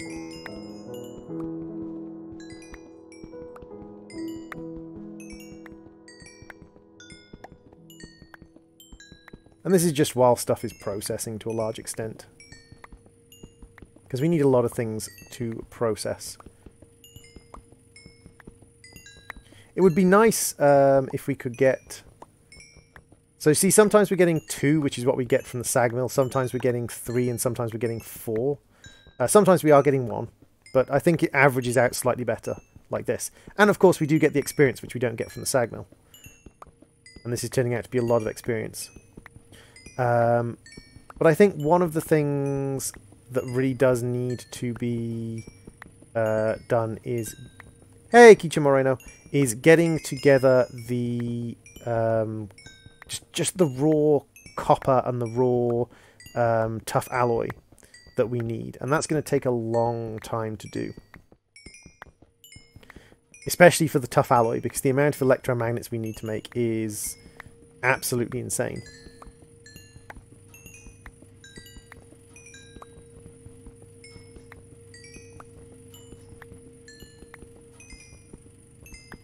You doing good, Kicha?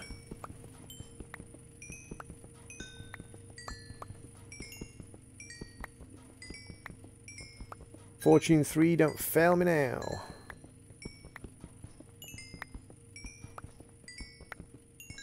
See, it might be worth going for one of the high-level end picks. So I think if we look up pick, we can make the ender pick. And if we look up uses on the ender pick, we can add... what can we add? We can add travel, explosive, spoon, and empowered 4. Or we could add all the way up to explosive 5.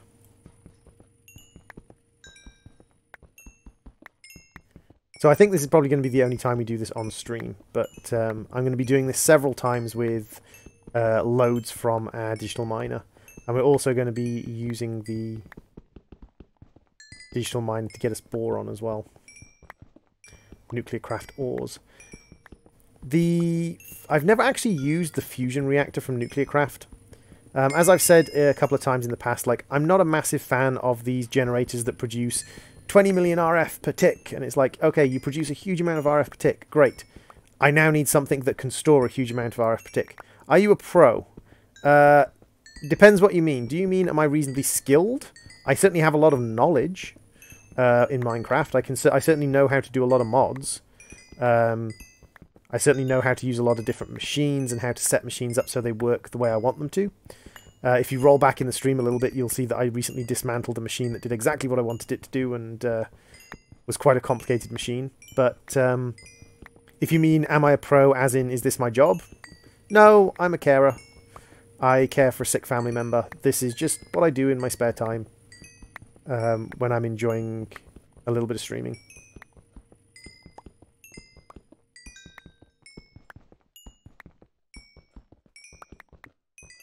But as I was saying, yes, we're going to need a huge amount of boron to make tough alloys and things like that. I think we need, like, I think we worked it out as like 1,600 tough alloy to make all the electromagnets we need, which is a lot of tough alloy. However, we have to remember that every time we use boron to make tough alloy, 1 boron becomes 2 ferroboron, and 1 ferroboron becomes 2 tough alloy. So 1 boron becomes 4 tough alloy. So that's not too bad. That's actually not a terrible exchange rate.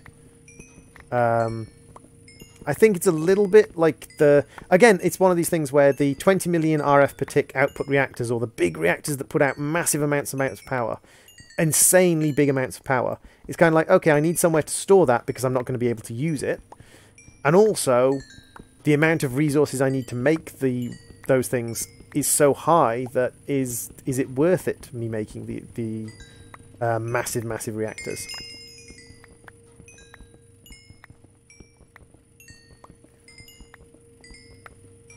Well, I spent a lot of experience to get this Fortune 3 pick. Play Fortnite.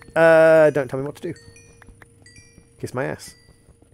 And assorted other phraseologies. If you want to watch a Fortnite streamer, Keecha, go watch a Fortnite streamer. It's very, like, my stream is very obviously labelled as Minecraft.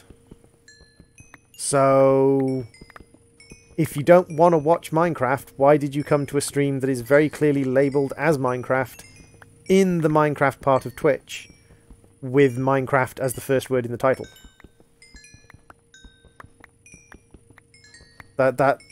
I never understand that from people. Can anyone actually explain that to me? The people who've never been on my stream before, like Keecha's never been on my stream before. Keecha's never ever been on my stream before. And yet he comes on my stream when it's clearly labelled that I'm playing Minecraft and tells me to play a different game. It's like, it's not like if it was Envious or if it was Wise Mad or something like that. People who've been around on my stream for a long time, maybe they don't like what I'm playing, but they're here not because I'm playing a particular game, they're here because they enjoy me as a streamer. Keecha's come to me as a streamer, I presume literally because I'm playing a game that they want to watch. Explain the thing where people come on a stream, having never seen a streamer before, and actually find a stream that is, like, specifically a certain thing. Every bit of advertisement, everything I've put out states that this is Minecraft, right? Everything I've put out states that this is Minecraft. So why, if everything I put out states this is Minecraft, do people come along and be like, why are you playing Minecraft? Play this instead. If you want to watch Fortnite, there's Fortnite streamers. There's tons of them. There's literally thousands of Fortnite streamers streaming right now. Why come on a stream for Minecraft?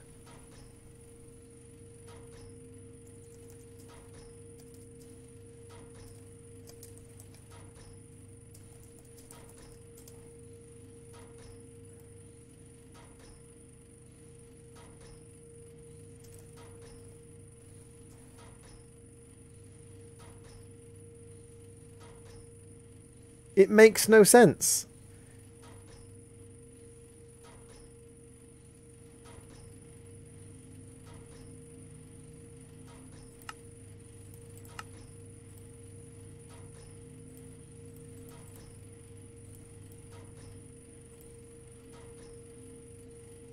It genuinely boggles my brain that people do things like that. It's like, no.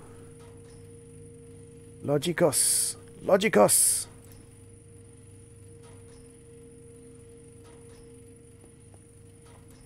Okay, so storage. So if we look at the 4K now, we should be able to make ourselves a bunch of 4Ks. And then we can make ourselves a bunch of 16Ks the same way. And then we can make ourselves our first couple of 64Ks. So that's 3 64Ks out of the 72 we need to make. And what is it we are lacking? We are lacking the 1Ks. And what's it lacking in the 1Ks? We're lacking capacitors. And what are we lacking in capacitors? We are lacking, oh, gold nuggets at the moment. Let's make a whole bunch of gold nuggets. And see how many capacitors we can churn out. Okay, so we're out of grains of ender. That's actually not a bad thing.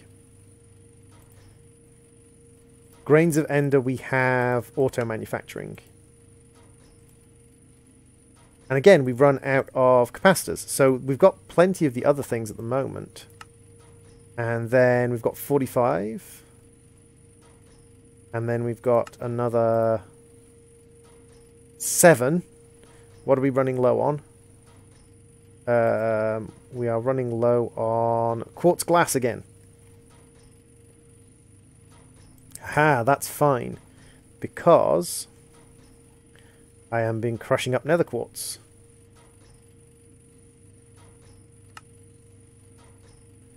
Which means I can quartz glass. And we're actually out of glass now. So the next thing we're going to have to do is make a bunch of there's another 5. We're going to need to make a bunch of glass. We're going to need to melt down a bunch of glass. That's fine. We are crushing up nether quartz. We've got a little bit of gold and stone in there, which is good. And we're also going to want to look at the grains farm and see how the grains farm is doing. We've got a stack of grains so far. That's not terrible. Bye, Keecha. If you want to watch a Fortnite streamer, I recommend, you know, using the Fortnite button in YouTube. Like, there's actually a button that says Fortnite on gaming.youtube.com that lets you look at all the Fortnite streamers.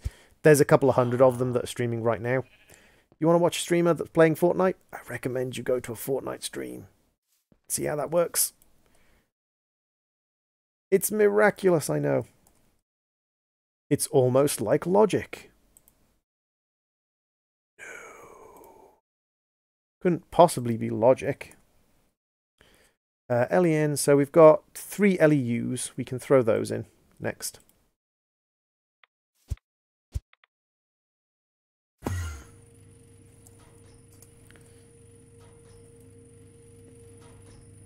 Not hundreds but thousands. On YouTube, there's only a couple of hundred. There's usually only a couple of hundred people playing Fortnite on YouTube. I have no idea why you subscribe to me, because you don't want to watch Minecraft.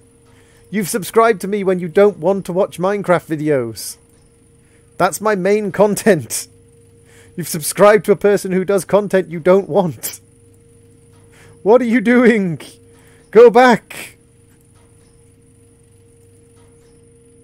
So we only need another 24. That's not too bad.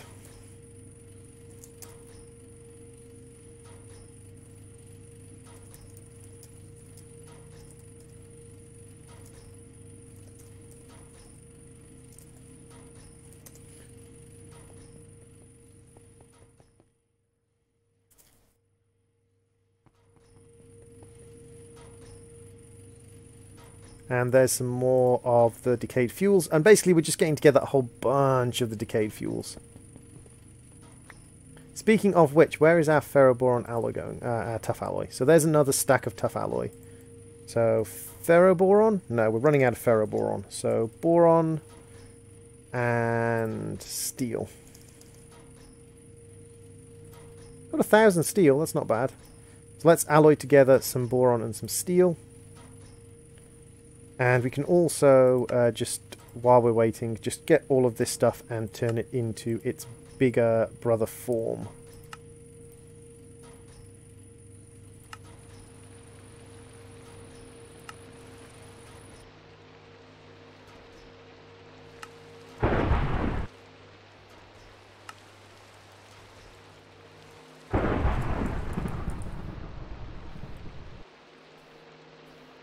We have a lot of some of these, actually. We have a lot of some of them. Which is not bad. It means we'll have the ability to make some interesting fuels.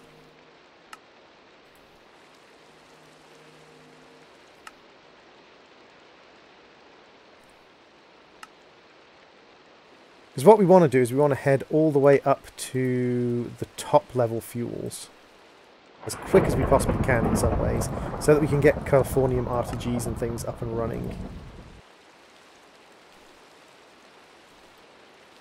So the plutonium-238 isn't used for fuels. So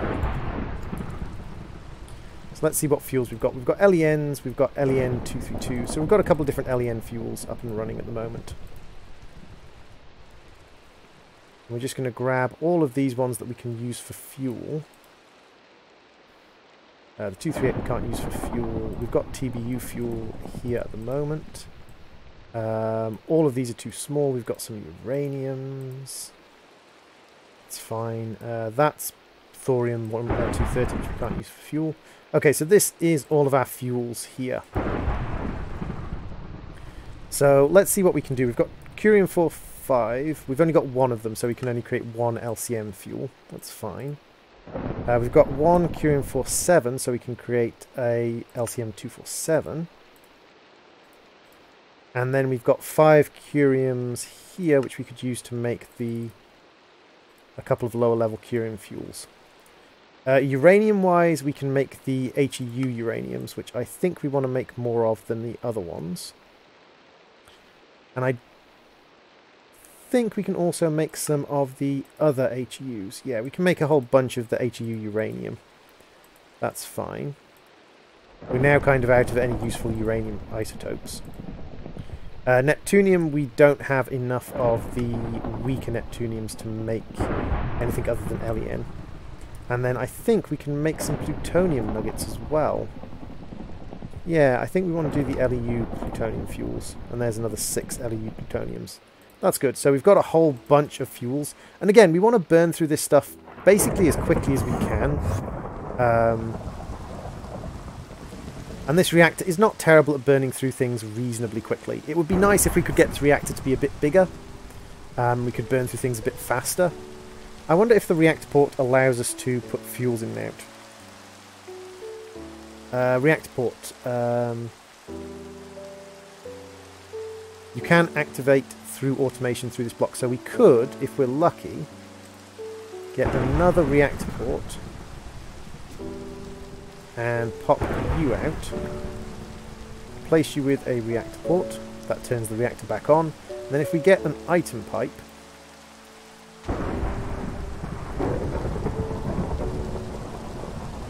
and a chest,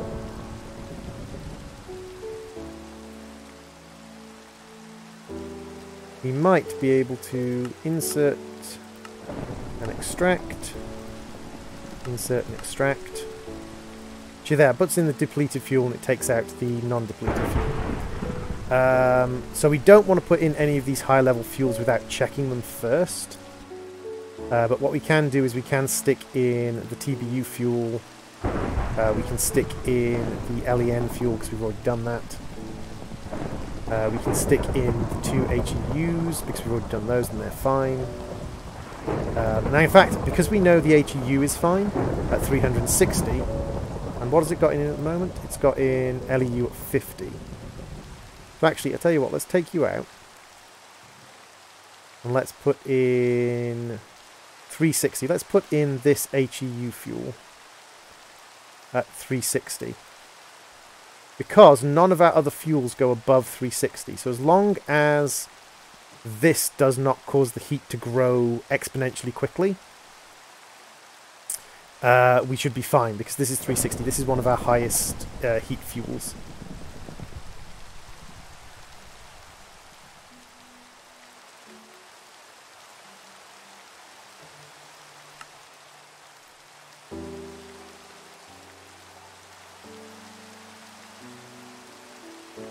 You just need to wait for that to process through, and we can come back and check on it in a moment. So in the meantime, high density plastics being produced. We have ripped down some more depleted fuel, which is good. We're making some more ferroboron. One question is, what does the rock crusher do other than just make us those crystals? Rock crusher uses. It's just for grinding down to make the different crystals, including beryllium. And beryllium has some interesting uses, I believe. Nitrogen caster. Is it just the nitrogen collector? Oh no, beryllium blocks are reactor modifiers, of course. Listening to the rain in the background music is so calming. I try to keep a nice calm stream going. I try not to have my streams, you know, ridiculous. It's only got another 12 seconds left in this fuel, so we'll just make sure the heat doesn't overreact with the HEUs. Because 360 is our highest heat generator. 360 is our highest heat generator by a long shot. So, okay, it's generating 2000 heat per tick. Now, I don't think that's going to be enough to be a problem, because it's going to shut down. Just going to keep an eye on it, and it should shut itself down pretty quick. And then it goes down. So it shuts itself down right around half heat.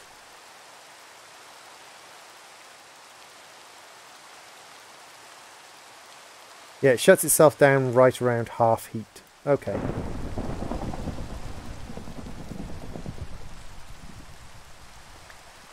I'm not going to turn it on right this moment. What I'm going to do is do this, this, and wait for it, wait for it. God dang it, jump and get on. No, come on. Jump on top. There we go. Do. Now. Do.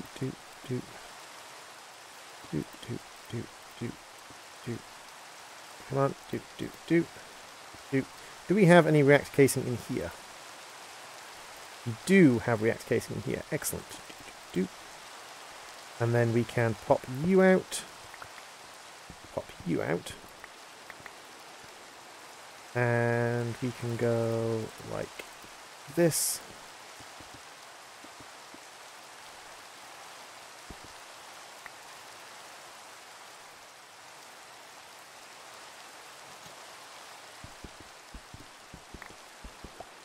And then what we can do is we can plan out a really good, really effective cooling system. Because the bigger the space we have in here, the easier it is to plan out high-level coolant. So at the moment we're only using lapis coolers, but actually we've got a couple of coolers that we can use. There's one I think that needs to be between two active lapis coolers, and we can actually do that very easily with this setup here. So lapis coolers need to be touching a reactor core and the casing.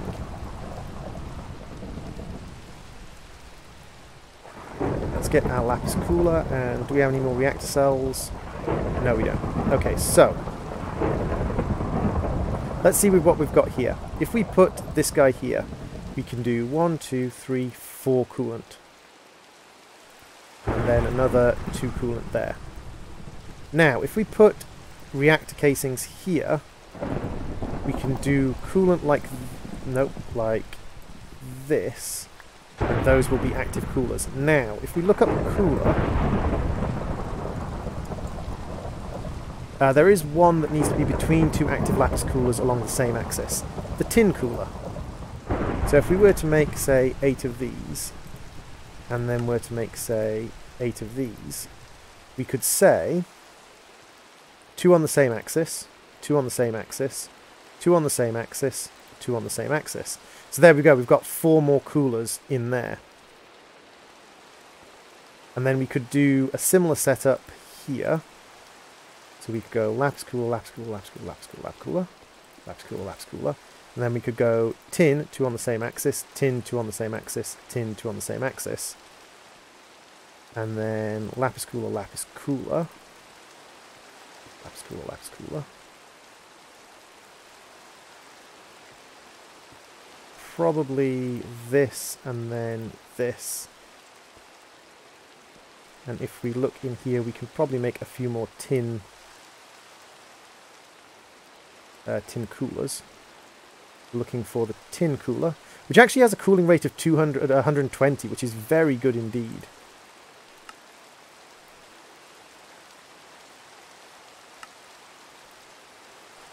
$120 cooling is the same as the lapis cooler. It's actually pretty dang good. So, lapis cooler, tin cooler, lapis cooler. So what we need to do is we need to build this carefully. We need to go tin, lapis, reactor, lapis. And then we can fit probably reactor, reactor, lapis, lapis, tin, lapis, lapis, and reactor. So now, if we look at this in here, instead of having 2,000 cooling, we've got 4,900. So we turn this guy back on. We are generating heat. Instead of generating 2,000 heat per tick, we're generating 480 heat per tick. That's a lot more sustainable. And we could actually fit even a few more coolers in here. We've even got like a couple of locations where we could stick in more tin coolers. So if we make, say, another 4 cooling blocks and another 4 tin coolers, we could put one in there, one in there. And if we could put in... I don't think there's any more places we could put those in with this current pattern.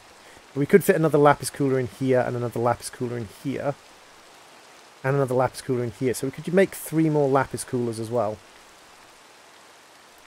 So let's make some more lapis blocks.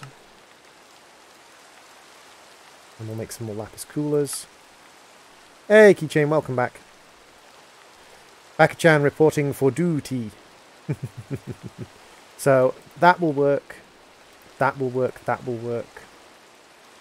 That will work. And then we have a look in here. It is now, even with the 360 360 heat units, we are actually getting negative heat, and the fuel lasts for about 5 minutes. So now we can literally just leave this for as long as it would take to burn through all of these fuels, and it's completely safe. It's not going to overheat, even without the heating circuit. It's not going to overheat. And you can see how, like, some of the coolers, like at least 1 active moderator block and 1 reactor cell, must touch 1 active gold cooler. So the gold cooler must touch an active water cooler and an active redstone cooler.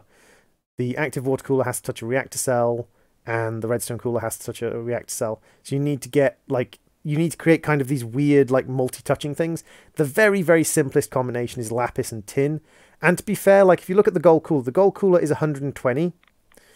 The lapis is 120 and the tin is 120. As far as coolant goes, like, yeah, the liquid helium coolant's better, but more complicated to get it to work. As far as coolant goes, like, maybe the emerald one might be worth doing, a moderator and a reactor cell.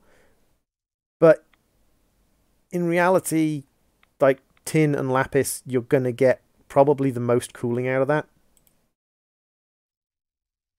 We've got 7 reactor shell left. So we could expand this out by 3, 6, 7. So we need 1, 2, 3, 4, 5, 6, 7. So we'd need another 7 reactor shell, basically, to to expand this out one further. But you can see that this thing gets all like filled up, and now instead of taking an hour to process the fuel, it takes 5 minutes. Instead of generating 576 RF per tick, it's generating 6,000 and not producing any heat. So we are all safe and hunky-dory from that aspect.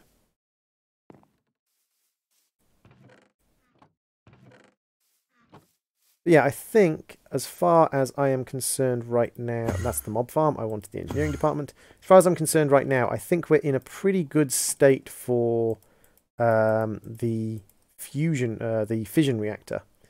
It's just getting together now all the materials we need for the fusion reactor. Hey, doggy man. So let's have a look where we're going with this. We now need to start looking at the fusion magnets.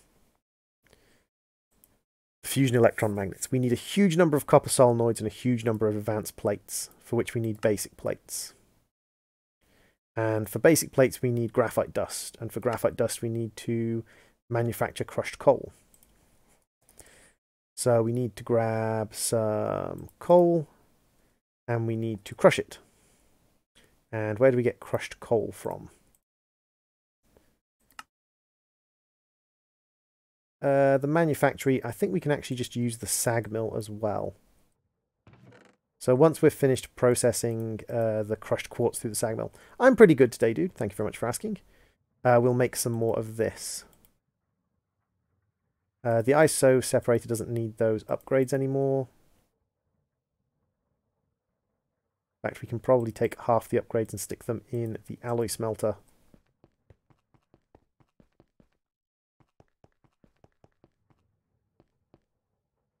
How is our storage going along, by the way? Let's see how crammed our storage is at the moment. Our storage is currently 127, 300, 0, 187. Okay, so we're actually not doing too badly as far as storage goes. And grains farm, kind of slow, but we're slowly getting grains. Again, I kind of need it to burn the fires out naturally, so I need to get the timing right. I may not have the timing perfectly right yet. We're going to have a look at that. Yeah, the timing is still too short. So let's make that like 600. Because these aren't burning out properly yet. These aren't burning out at the right time yet. There we go. So we'll throw the coal in here and that can get crushed up. We can make that into graphite, and graphite can be used to make the plates. In the meantime, let's see how many magnets we can get together. We need these plates. And so we have now run out of the central basic plating. That's fine.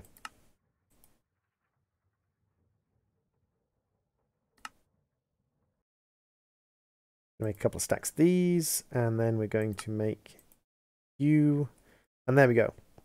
We are up to 7 whole fusion electron magnets. Now bear in mind that what we need to do is we need to make 4 rings around this guy, like this. So that's one corner of the inner ring, which is the easiest ring to make. So yeah, this is going to be a little while to build this up to the right size. Or build this up to a reasonable size. And we are going to need so much ferroboron. Now, what we have got is we have got a little bit more vibrant alloy. So what I could do is I could make some more vibrant alloy grinding balls. Like so. That makes us 24 vibrant alloy grinding balls. And what I can use the vibrant alloy grinding balls for is the vibrant alloy grinding balls are actually a really good way. Looks like it's going to be a big multi-block. Oh, it's going to be a huge multi-block. These things can actually be massive. These things can be, I think, the max size is 27 by 27. So bigger than a chunk. Bigger than a Minecraft chunk, I think, is the max size for those guys.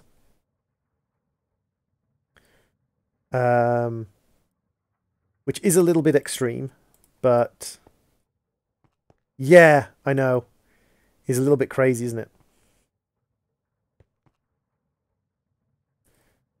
But I'm not going to build a max size one, because I don't need a max size one for one instance.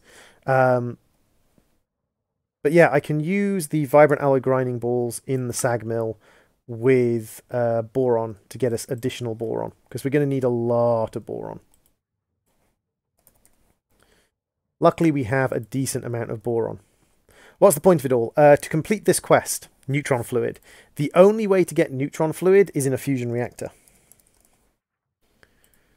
So you can see that if I look up recipes for neutron fluid, we can get it out of bottles and buckets, but we need to pre-fill these things. We can also get it from a fluid tank, but we need to pre-fill these things. The only way to manufacture it is to use a fusion reactor. The central part of the multi-block of the fusion reaction that produces large amounts of energy from the heat generated by a nuclear fusion reactor. The core needs to have a ring of fusion electromagnets around it symmetrically connected by 4 sets of fusion connectors on all 4 sides. The ring, which is actually a square, needs to be hollow and does not require magnets to be diagonal to hollow sections. Active fluid coolers can be used here instead. Make sure that the far corners are fully squared off too. It sounds a little bit complicated, but it's not too bad. The only thing we do have to be careful of is overheating and melting this thing down. But we're going to use a combination of molten lithium and boron to make neutron fluid. And then we're also going to be making helium. And helium we're probably just going to be venting off via helium storage. Because the helium we're making, I believe, is gaseous helium. I believe we're making... Oh no, maybe we are making a liquid variant of helium. Yeah, because it's used in a bottler.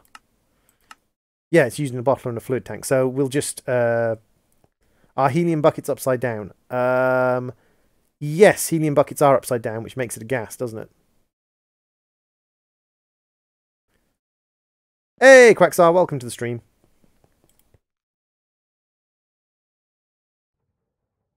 Lots and lots of boron dust.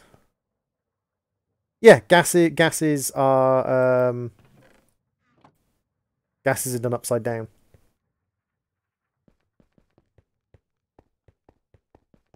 You missed the monstrosity of a machine we had here, because the fusion core requires elite plating, and elite plating requires crystal binder. Crystal binder these 3 things are easy to make. That's obsidian, that's an ore, and that we just get by crushing up granite. This one, however, calcium sulfate. We need calcium sulfate solution, and to get that we needed sulfuric acid, and to get that we needed sulfuric trioxide, and to get that we needed sulfur dioxide, and to get that we needed molten sulfur and oxygen. So we needed to melt down sulfur, electrolyze water, mix sulfur with oxygen 3 times, mix sulfur with sodium fluoride, which we got from crushing diorite to get fluoride. I won't be joining a Skype tutorial. He doesn't mean a tutorial to learn how to use Skype. He means a tutorial for his university that is done via Skype. It's reasonably common because Skype is a reasonably easily sort of accessible program for a lot of people who are maybe not necessarily as knowledgeable about computers. That's why Skype is popular with the older generation. It's not not hugely complicated as far as a lot of the sort of base principles of it goes. I also might get some vibrant alloy going. It's because you're failing French. It happens, dude. Don't feel too bad about failing French. I failed most languages I tried.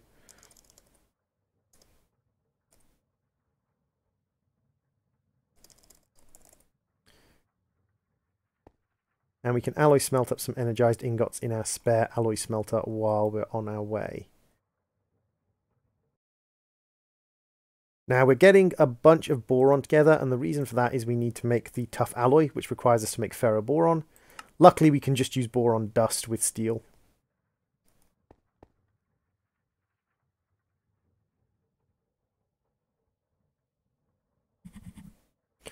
Skype is way more complicated than Discord. That is true, but Discord is less well known. There's a reason they say every Skype call starts with "Can you hear me?" True, true. But then it's it's one of those things where we just have to accept that sometimes shit is shit. Lava. I don't like these tanks that when you break them, they split up their contents between the tanks. Because it makes emptying the tanks really difficult. So these two also have lava. Lava. So now that's got buckets in it, so I can actually empty it out using buckets, which is good. That one's got liquid crystal in it, so we're never going to sort of use that guy again. Liquid crystal, liquid crystal. How much do these tanks contain? I think these tanks max out at 12, don't they? So we've got liquid crystal there and something that's got 1 bucket of liquid crystal in it. The problem is we can't actually bucket the liquid crystal out. But we don't really care about liquid crystal anymore. So we're going to throw these buckets of liquid crystal into the bin.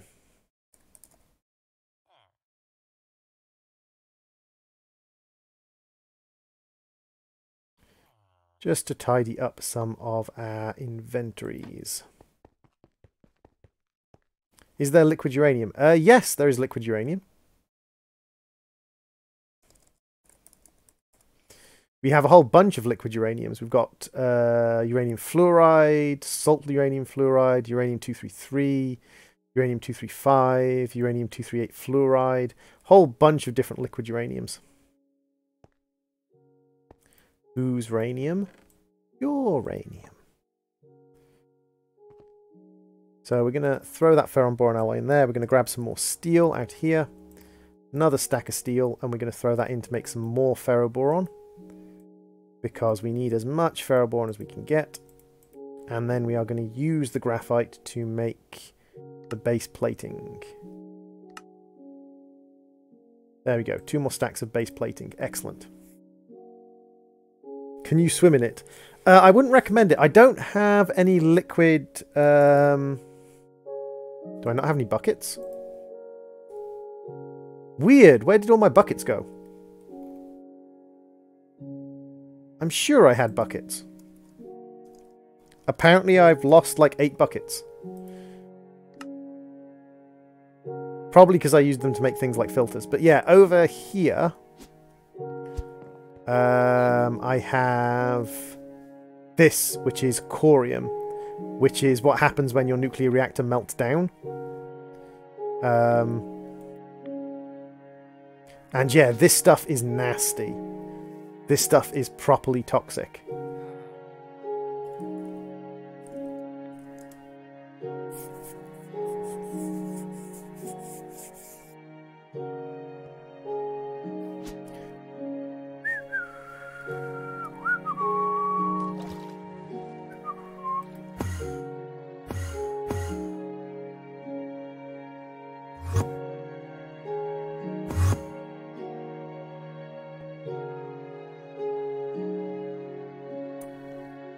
Hi, Pi.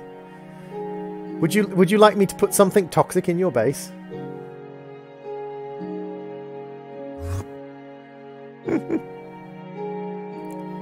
That would be mean.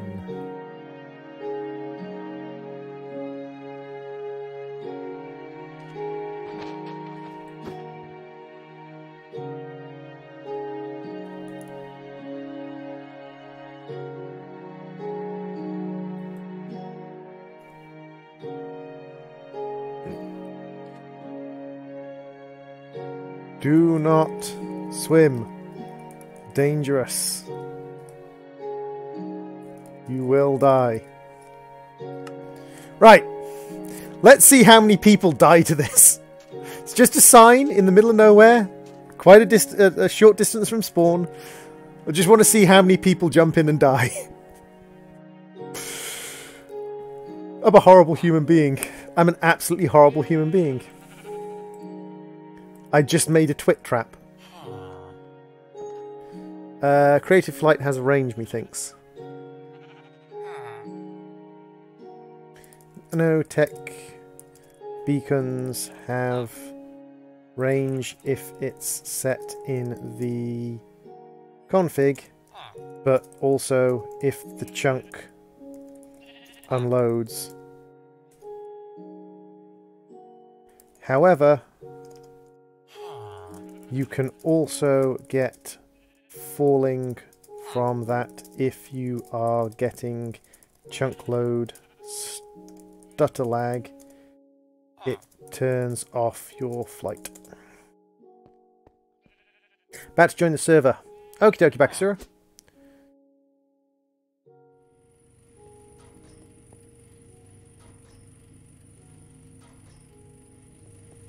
But yeah, if you're loading a lot of chunks, then you can get chunk load stuttering, and that causes you to lose your flight. So, that should be all the HDPE we need. Huzzah! So, we can actually submit the HDPE quest. And that completes HDPE. Hey, Quacksar!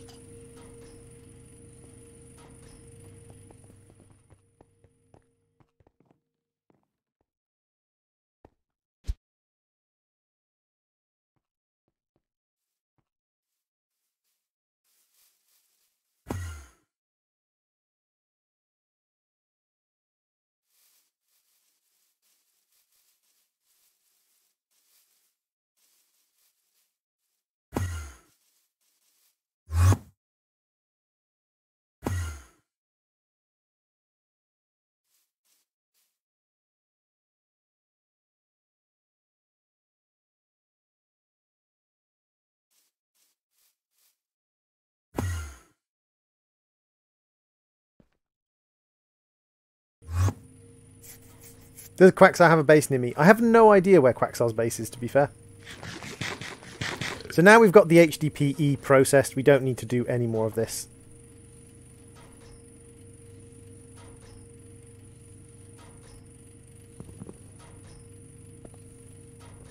Hey, I never told you to do that, dude. I never told you to do that, Quacksar.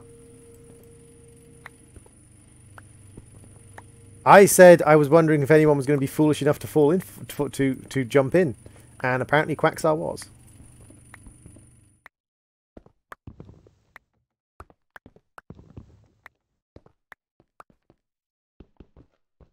I didn't say I wanted someone to fall in.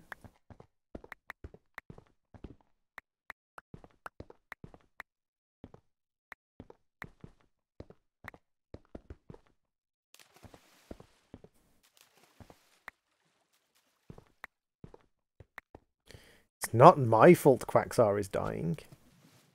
Can't blame me. I put up a sign. I warned people. It says, do not swim. Dangerous. Can't blame me. Bloop, bloop, bloop.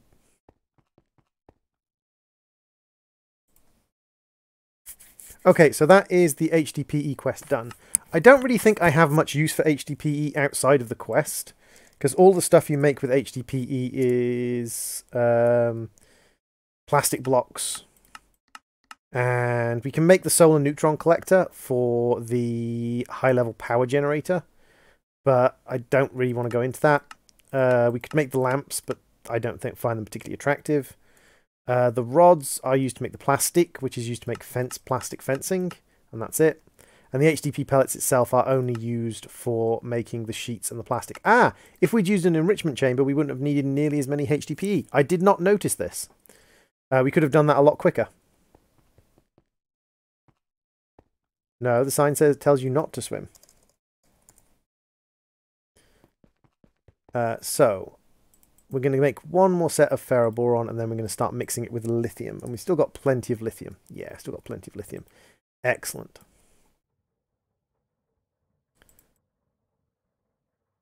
Let's grab all of you and stick you in the alloy smelter. Do we have any more speed upgrades? We have 4 more. It's going to make the alloy smelter extremely expensive to run, but I don't care. Because I just want to get this made as soon as possible. Now, over at our reactor, with its massive amount of cooling, we have currently depleted this and this. Have we depleted anything else? No, we've just depleted those. Please swim. The water tastes good. The water does not... Have you broken the sign and changed the sign? That would be mean. That would be terribly, terribly mean if you have broken and changed the sign. So let's grab some lithium and let's start making tough alloy by the boatload. Now, while we're doing that, we can pop down here and grab 2 stacks and a bit of grains and just put 1 grain back in to make sure it is a grain barrel. And then we're going to pop back up here and we're going to make some more capacitors. Make a whole bunch more capacitors out of gold nuggets.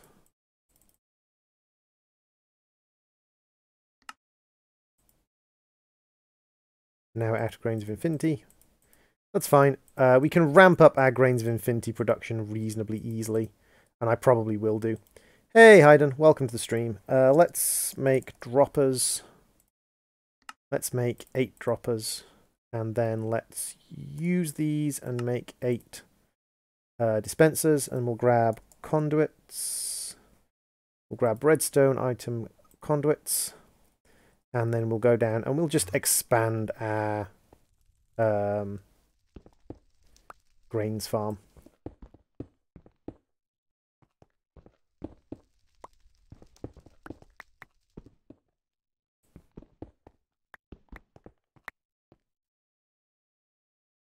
So I think droppers face towards you when you place them. They do. That's fine. So 1, 2, 3. And 1, 2.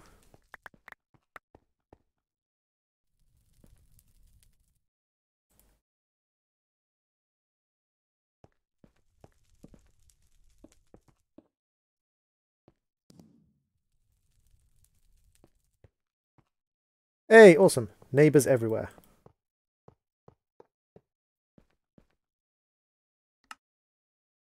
Torch.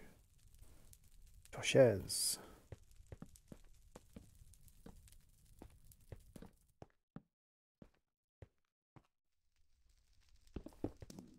And do this so I can walk around here, and we're going to run these guys along here. And I'm also going to run item pipes along the back of this. And I'm going to move one of you over to here. Probably about here. And say extract always active. And now you lot are going to get an insert, a insert, insert, insert, insert, insert, and insert. And then we're going to go along and say output a red, output a red. Does Ender.io pipes work with high priority first or last? High first, low last.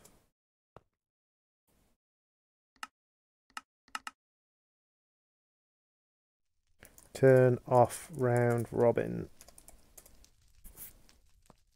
to make sure it doesn't round robin them, because otherwise it will preferentiate round robin over priority.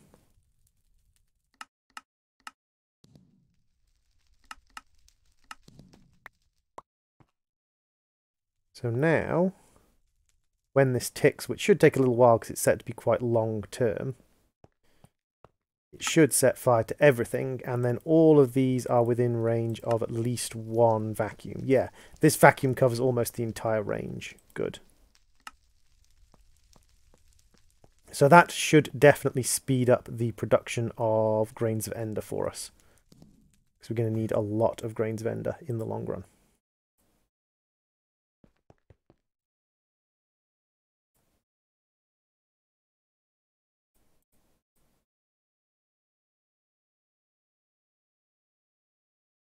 So let's put everything away, and then let's go back to what I was doing, which is 1K storage drives. Loop. loop. So we're out of Certus Quartz, Redstone Alloy, and Certus Quartz primarily, though. So what can we do with Certus Quartz to get Certus Quartz out? And also, can we use pure Certus Quartz? No, we just have to use Certus Quartz. There's no alternate recipe. It has to be Certus Quartz. Okay. So we can get 4 from an enrichment chamber. We could get up to 4 from a sag mill. And that's it. So an enrichment chamber gives us 4. So let's just do an average test. 1, 2, 3, 4, 5, 6, 7, 8, 9, 10. So let's just do an average test. 1. 1. And this is with a Fortune 3 pick. 2. That was 8. 4. 3. So bear in mind we need to get to 40 by the end of this if the average is going to... Yeah, it looks like enrichment chamber is just going to be better because we're not going to get the return high enough. So let's pop over to our enrichment chamber and we'll throw you in here and it'll give us 4 out for each one. That's not too bad. Do you know if EU2 drums give off redstone signal about their fullness? Should do.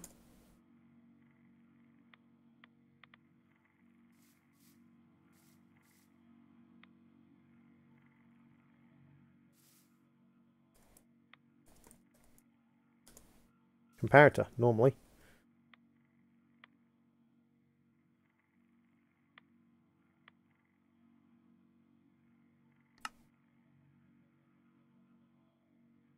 So now we are just out of capacitors again. And that's just going to be one of kind of like our ongoing refrains is, we're out of capacitors again.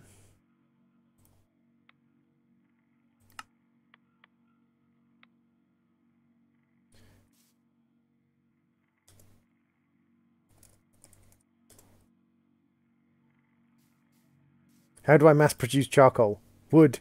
In furnaces! Now we can upgrade that to a factory if we want to do processing a lot faster. But for now at least we've got some nice depleted fuels to burn through to get some more variants of nuclear material.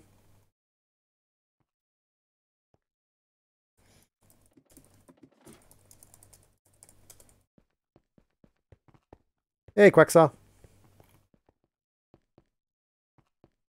I think that's the first time I've seen Quacksar without his costume.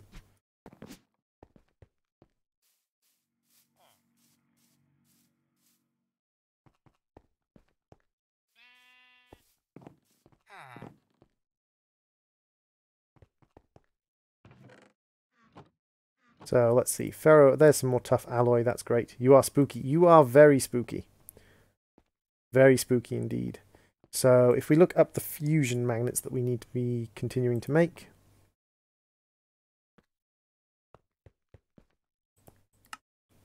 We need to make a whole bunch more of these guys. That's only 19. So we've run out of tough alloy again. Oh, God. So there's another 5 magnets. How does one use the comparator?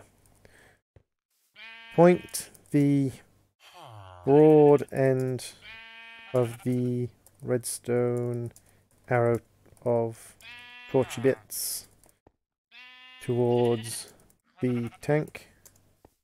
The pointy end out. Nope, dang it, that's not where I want you placed. It's interesting that they're texture tiles vertically, considering you don't actually tile any of them vertically.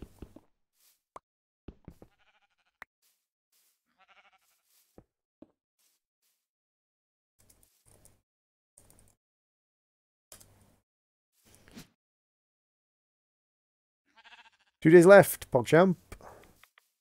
2 days left.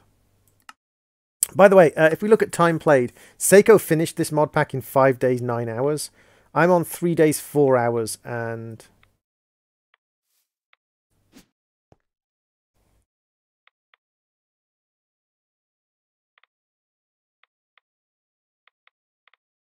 Also, someone sent me a small piece of not safe work, and right now they're on thin ice. Yeah.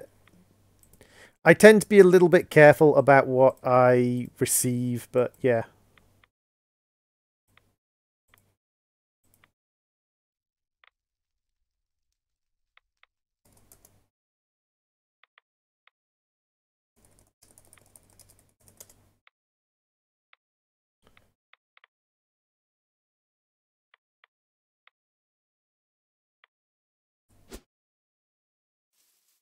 Not sure what Quacksart is doing, just wandering about in my base, but...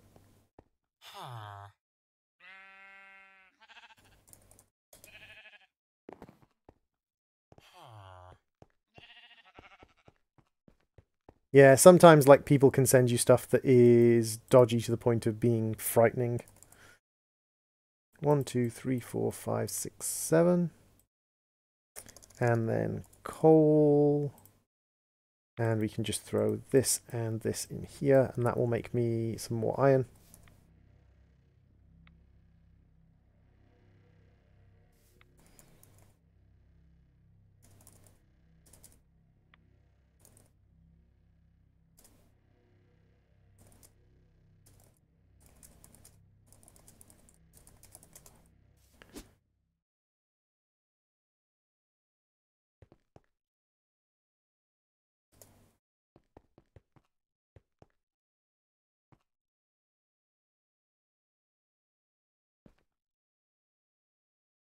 Yay! Quacksar got his first ore. So, we are currently just processing more of this tough alloy up, and hopefully it processes very quickly indeed. So, ferroboron and... Sometimes when you open this, it doesn't allow you to actually access your inventory. That's more to do with server linking than anything else, because I'm quite a distance from where the server is actually hosted.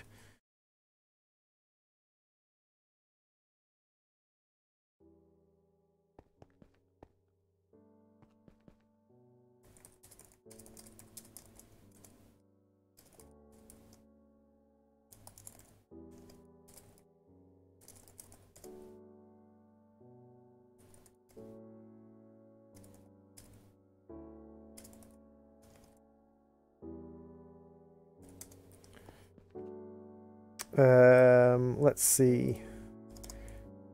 Fluid, it's...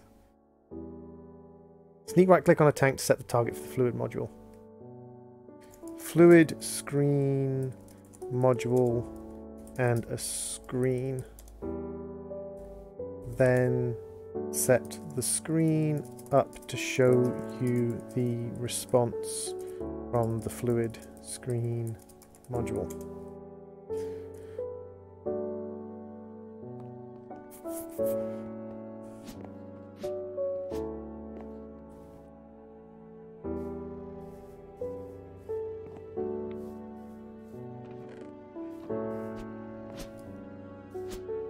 So yeah, I think we're reaching that point again where we are just at a waiting point to just waiting to generate more of this stuff so that we can create more of these guys.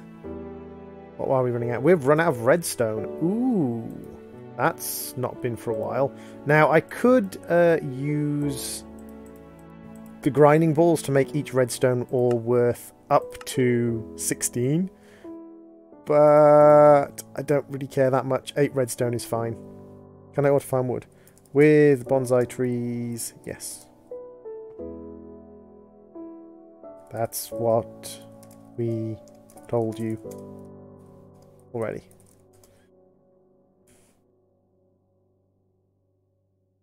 There we go. We've got redstone just coming in by the load now. Look in JI. Or read questbook.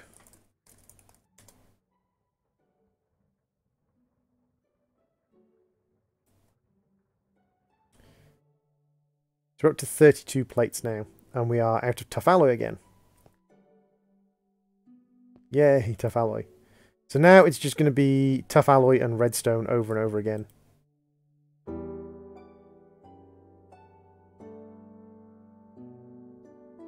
And then we can use these guys to make the fusion magnets. Fusion electron magnets. There's 12 more. And we can just go and install these guys. And this is just going to be such a kind of time-consuming process of making all of these. Now, the other thing we have to do is figure out how we're going to power all of these as well. Because, like, these are going to take power. Oh, that was quite cool. That was an exact number I needed for these. I don't think I can put them right in. I think they do need to have at least one connector. I don't think I can make it a smaller circle.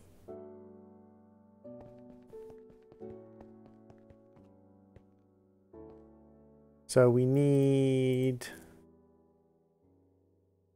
ferroboron and lithium again. And we can continue making more of the tough alloys.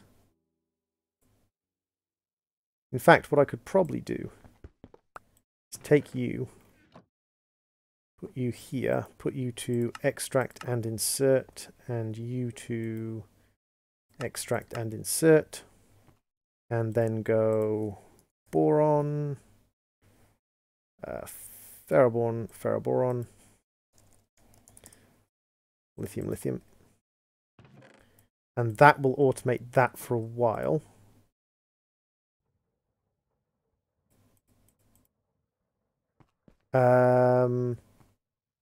Circuit-wise,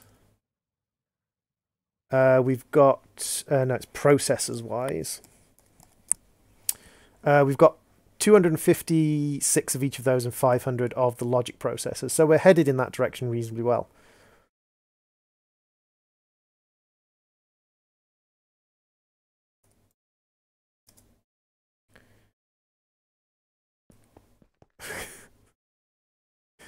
Wow, Quaxar.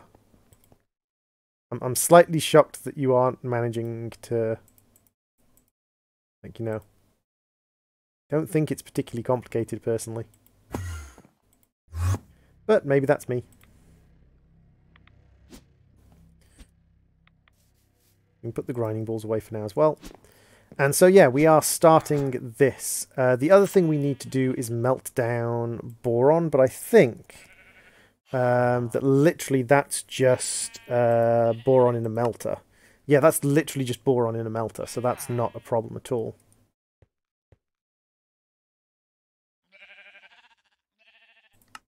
Is it Quaxar? Fair enough.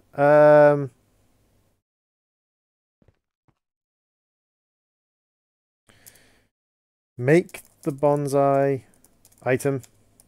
Put tree.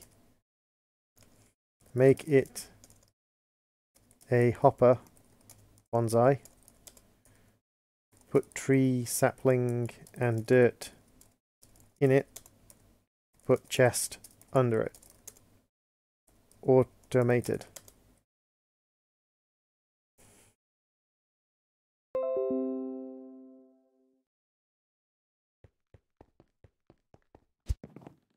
So yeah, now we are waiting for Grains of Ender to complete this quest, and we are setting up the nuclear fusion to produce the other quest. How's our Grains of Ender doing? See, that's much better. 2 stacks in a much shorter time.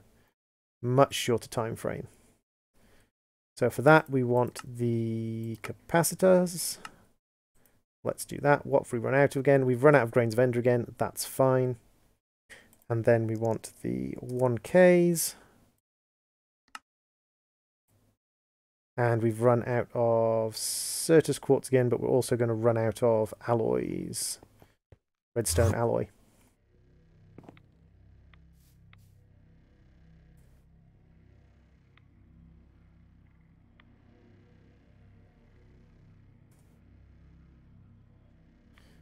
And then we need the 4K. As we just bunny hop our way up through the different storage drives. 16K.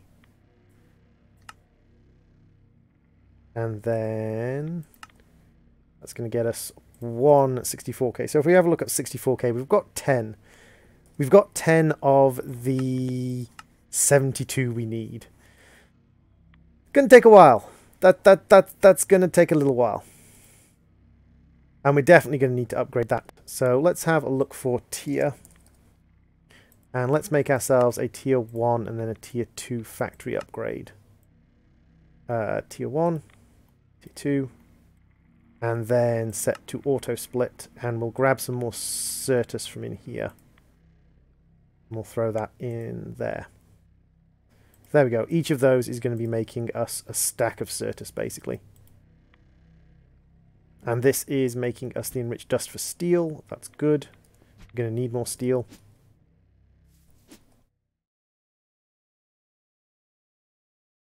Loop. And we've got more nuclear material coming in. This radiation is good.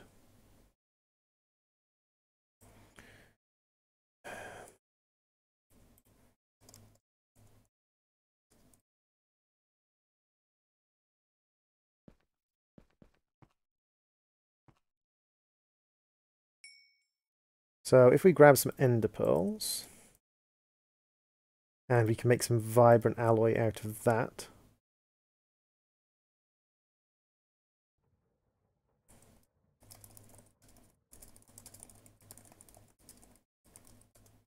See, now you're just being intentionally obtuse, Quaxar.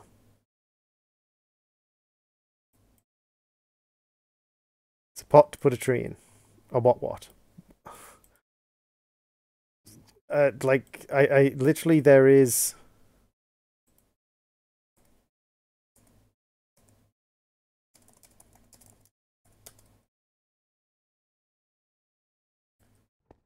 There's literally, like, I don't think there's any other way anyone can explain it.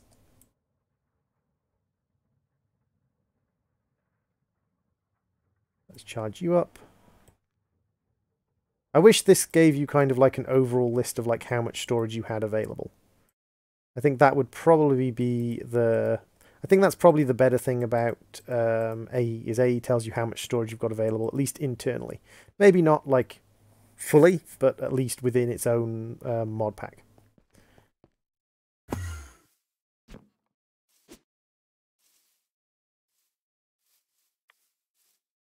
How are you doing? You are out of power. Why are you out of power? Because you are empty. Why are you empty?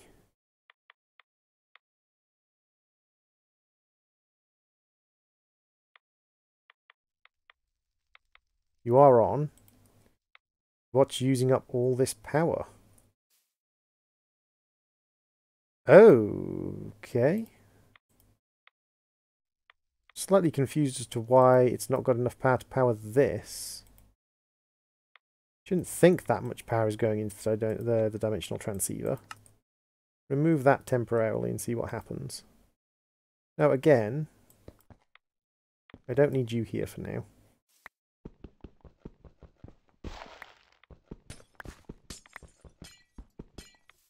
Let's clear you up.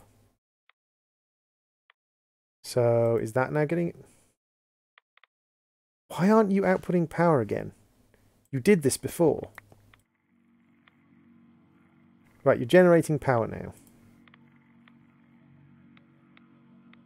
So give that power to the machines. So it's still capable of generating power. There we go. Yeah, sometimes it seems to be a little bit pernickety. A little bit unsure about how it's supposed to do the next bit. Oop.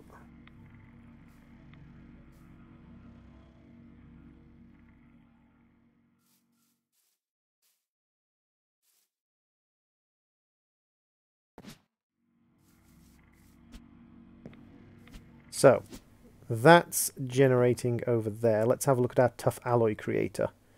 Have we created a whole bunch of tough alloy? We have. Lovely. And we're out of boron. We're out of ferroboron. So, boron and 1, 2, 3, and steel. 1, 2, 3. And if we take this out and we throw in the steel and the boron, then that should stock that up and that should make us ferroboron. Is there a way to make a screen bigger? Tile screens together in a 2x2, 3x3, etc.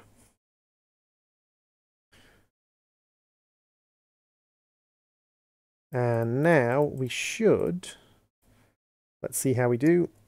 Magnets, fusion electromagnet, advanced plating, 61. What have we run out of? We've run out of the basic plating. That's a shock.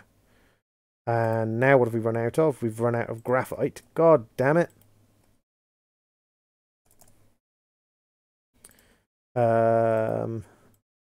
Sag mill, start grinding up coal, please.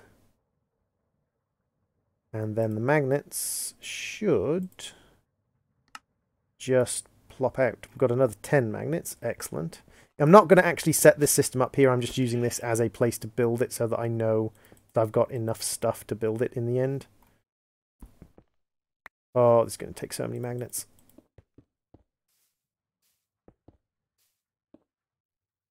Okay. So what were we missing when it came to building those magnets? It was the copper solenoids. Because if we do this, add copper solenoids, that's fine. We've got copper and iron by the boatload. So there is a whole set of stacks of copper solenoids. That should allow us to put the magnet together.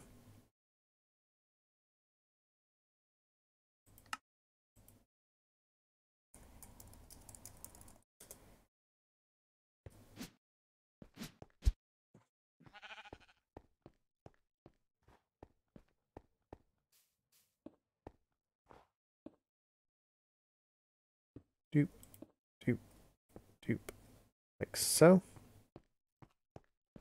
Excellent, eh? RF screens. Let's have a quick look. RF screens. Recipe is just glass and a machine base.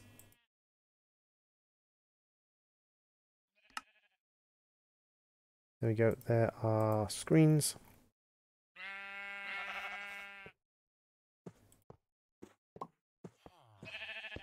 Not sure why it did it like that, but okay.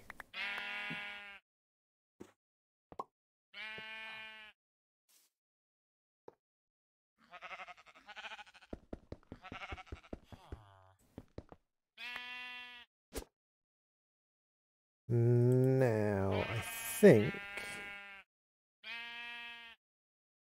Actually, let's have a look. I thought you could tile these together, but let's just go sneak right click on you. Those eyes. No! I refuse to read you. So, if we put you in here, fluid, and we say tag lava, and we say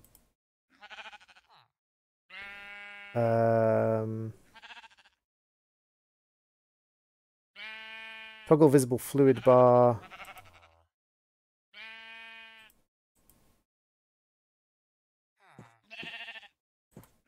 It is color for the label, blue, and purple, and we want to label alignment.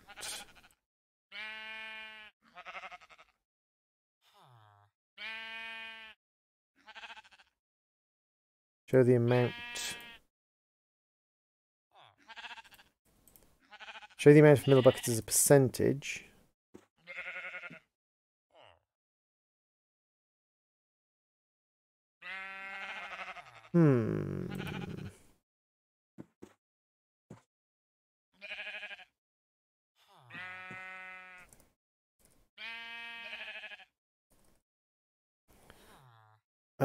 NG screen plus, clock screen, inventory screen, text screen, button screen, a little bit on redstone screen. Counter screen, counter plus screen. Okie dokie, Quaxar. Oh yeah, I need to provide it with RF, don't I? So...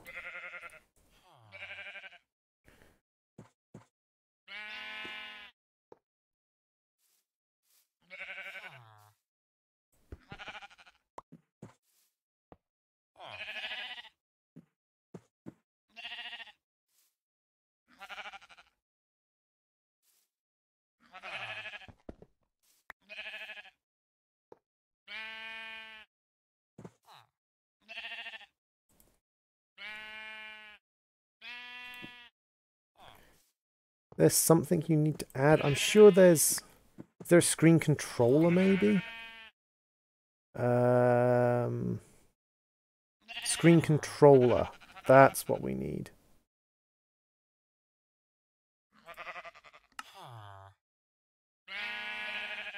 We need a screen controller.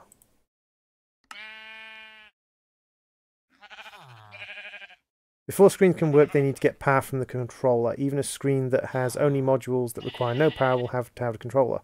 One controller can power many screens as long as they're in the range. Aha, so.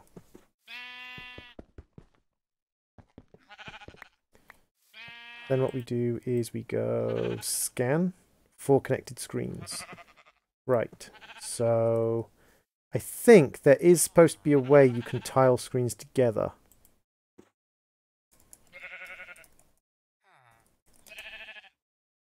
The screen of RF tools. Screens be used. Using a crescent hammer on the screen can make it transparent. Increase, reduce the size. Yes, crescent hammer. That's what we want.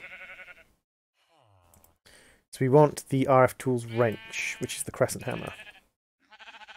Is it the crescent hammer? Is it wrench? RF tools. RF tools wrench. We want a smart wrench. There we go. So yeah, can break you guys. That's how we do it. I knew there was a way to do it. So if we take our screen with the module in it, and we put it up here.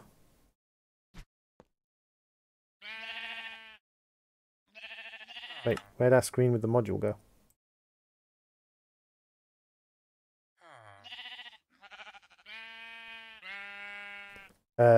Screen with the module kind of just disappeared.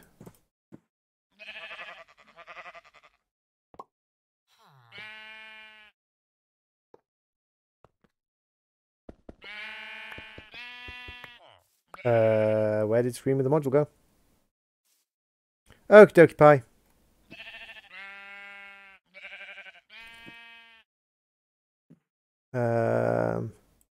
Fluid screen plus module. Let's make a fluid screen plus module.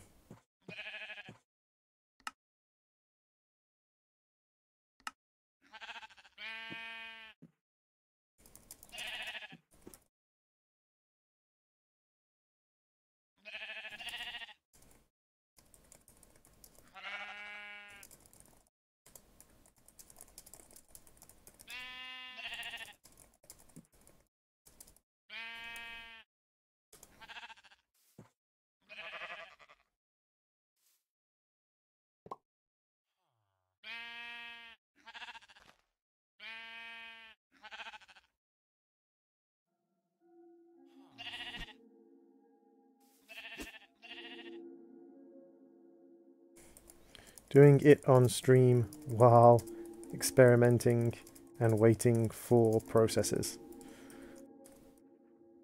MB as a percent's probably most useful to you.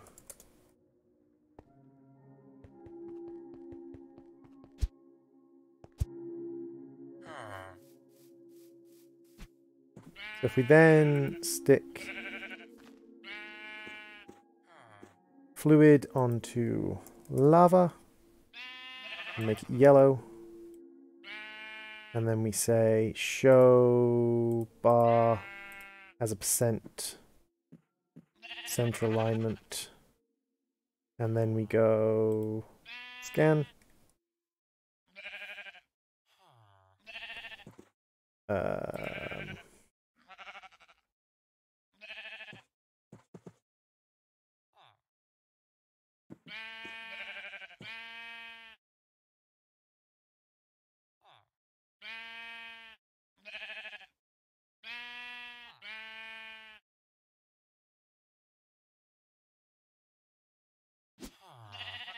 Thought I had set a block.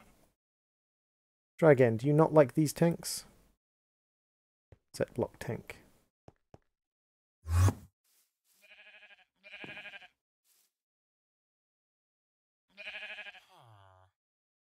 There we go. And then do it as a percentage. Then we could show bar.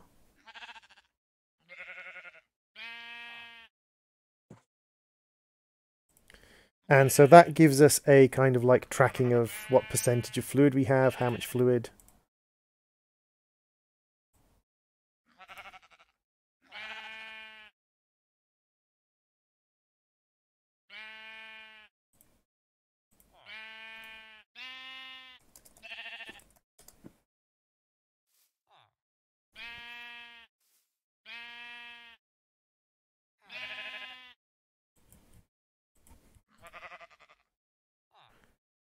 If we move this down to this one, no.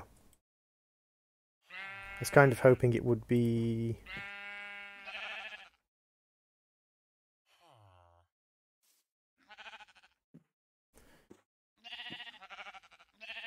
Computer screen module... What does the computer screen module do? Machine information... Dump screen. The screen allows you to dump a lot of items through a storage scanner. Wait, what? Nice.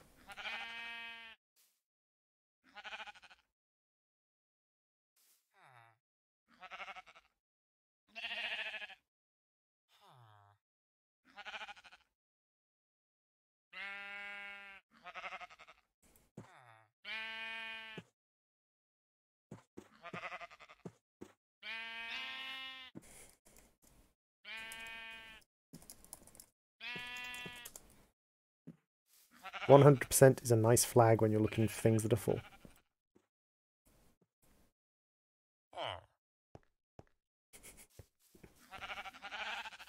But yeah, so screens, not too hard to deal with, but interesting. And one of my screens just disappeared when I tried to put it on a wall. Mildly frustrating. But yeah, we're going to need to produce a lot of RF to power this fusion reactor that we're making at the moment. Depleted TBUs. Lovely.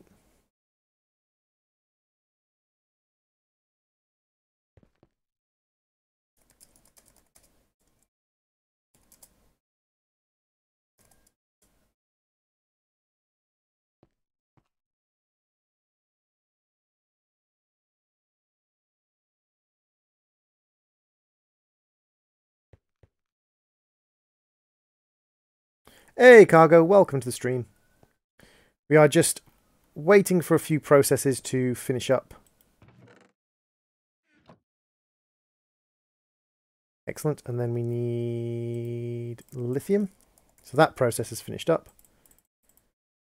So let's give it a little bit of lithium to use. There we go, so that'll start making us tough alloy reasonably quickly. Over here we've got redstone pouring through, lovely, and we've got vibrant alloy being made. And coal dust, and for coal dust we need to process it up into graphite reasonably quickly, because we're going to need graphite.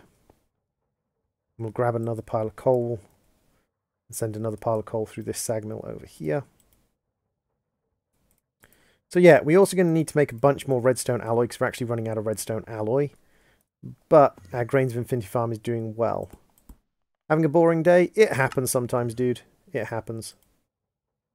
So use for Grains of Infinity, we want to make a bunch more of these. There we go, there's another processor.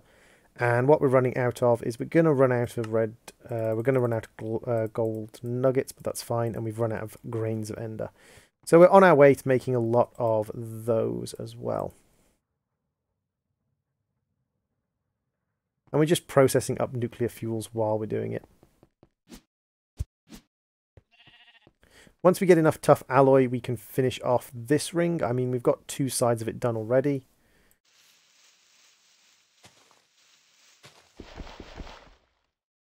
That's not too bad. You don't know what to organise today? That's a good question. Organise your closet. I'm sure that's not what you meant, but still. Hello, I'm insane. You will learn to understand my humor, or you will die.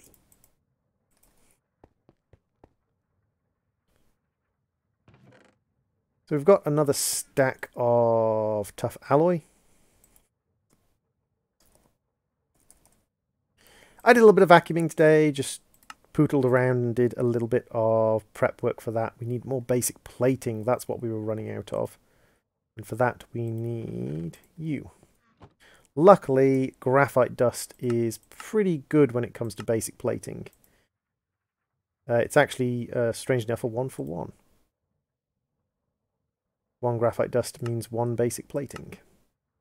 So there's a stack of basic plates, which means we should be able to get not a stack of these because we don't have enough ferroboron. More ferroboron. Yeah, we're going to need so many. And the amount of power we're going to need, each one of these electromagnets, requires 200 RF per tick to operate. So when I've finished kind of like setting up and I know I have enough of them, I'm going to break it down. I'm actually going to count how many I've got, and that's going to tell me how much power I'm going to need to generate to get this thing going.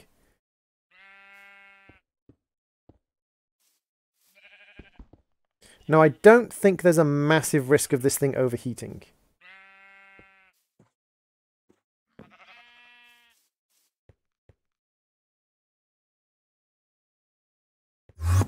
It's okay.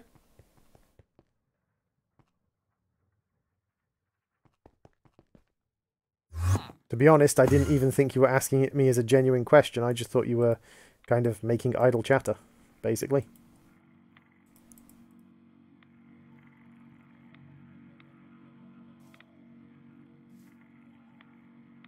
And we're just slowly burning through our TBU. I mean, the fact that we've got it down to... Actually, TBU is lasting quite a long time. Why are you lasting so long? Is it because it's not overheating anymore? Shouldn't be lasting 8 minutes. Oh, TBU is 120 minutes. TBU has twice the length of any of the other fuels. I wonder. Reactor. No, get rid of you. Type down here. Reactor. Reactor cell. You need tough alloy for that as well. So much tough alloy needed everywhere. Let's make like 2 more reactor cells. Wonder if I can squidge them in. Yep, I can squidge them in. And so that's cut that down to slightly under 8 minutes per thing. Means we're generating more power that's going to waste, but at the same time, like, we're going to be generating even more power from that later. I'm not too fussed.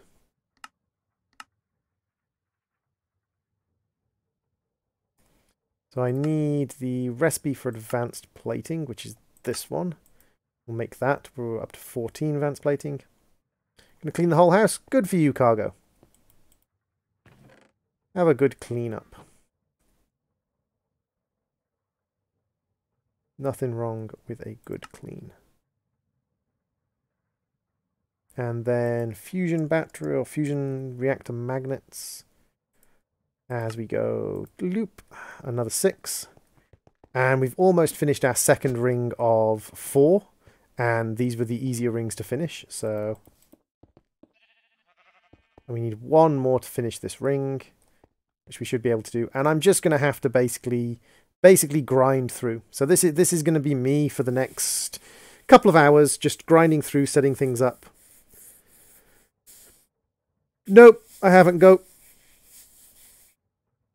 So this is just going to be me grinding and setting things up. So I will probably call it here and we will go and do a little raid.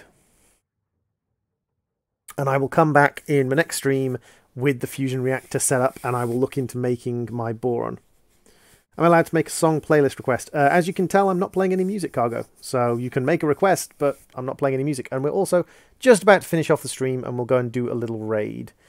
Let's drop a raid on... Who are we going to drop a raid on? I tell you what, let's drop a raid on Mephistoff. And see if Mephistoff is any good or a cool person. So, if you would like to join us on the raid, please do join the raid. It's part of what I do as part of the BSO7 group. We basically help each other out by raiding each other and spreading each other's channels. I've never watched Mephistoff before, but I hope you enjoy. And please do, if you do join us on the raid, say something in chat, say hello. Poke him, like ask what he's up to, ask what the game's about, ask what he's trying to accomplish. Do something to interact with him, because it makes a big difference to small streamers to have someone interact with us on chat. So, there's the raid, guys. Hop on the raid if you would like to join us. I've just got basically all that's going to be now is exactly the processes you've seen. I'm going to be making copper electron tubes. I'm going to be making tough alloy. I'm going to be making grains of infinity. I'm going to be making Certus quartz. It's all going to be exactly the same from this point out. So it's going to be a couple of hours of this. So I would say thank you very much for watching. This has been Mass Production, which is a mod pack by Electrofried, also known as Technomage. And we're going to go and have a little raid of Mephistoff. Thank you very much for watching, and I'll see you all in the next stream. Bye, everybody.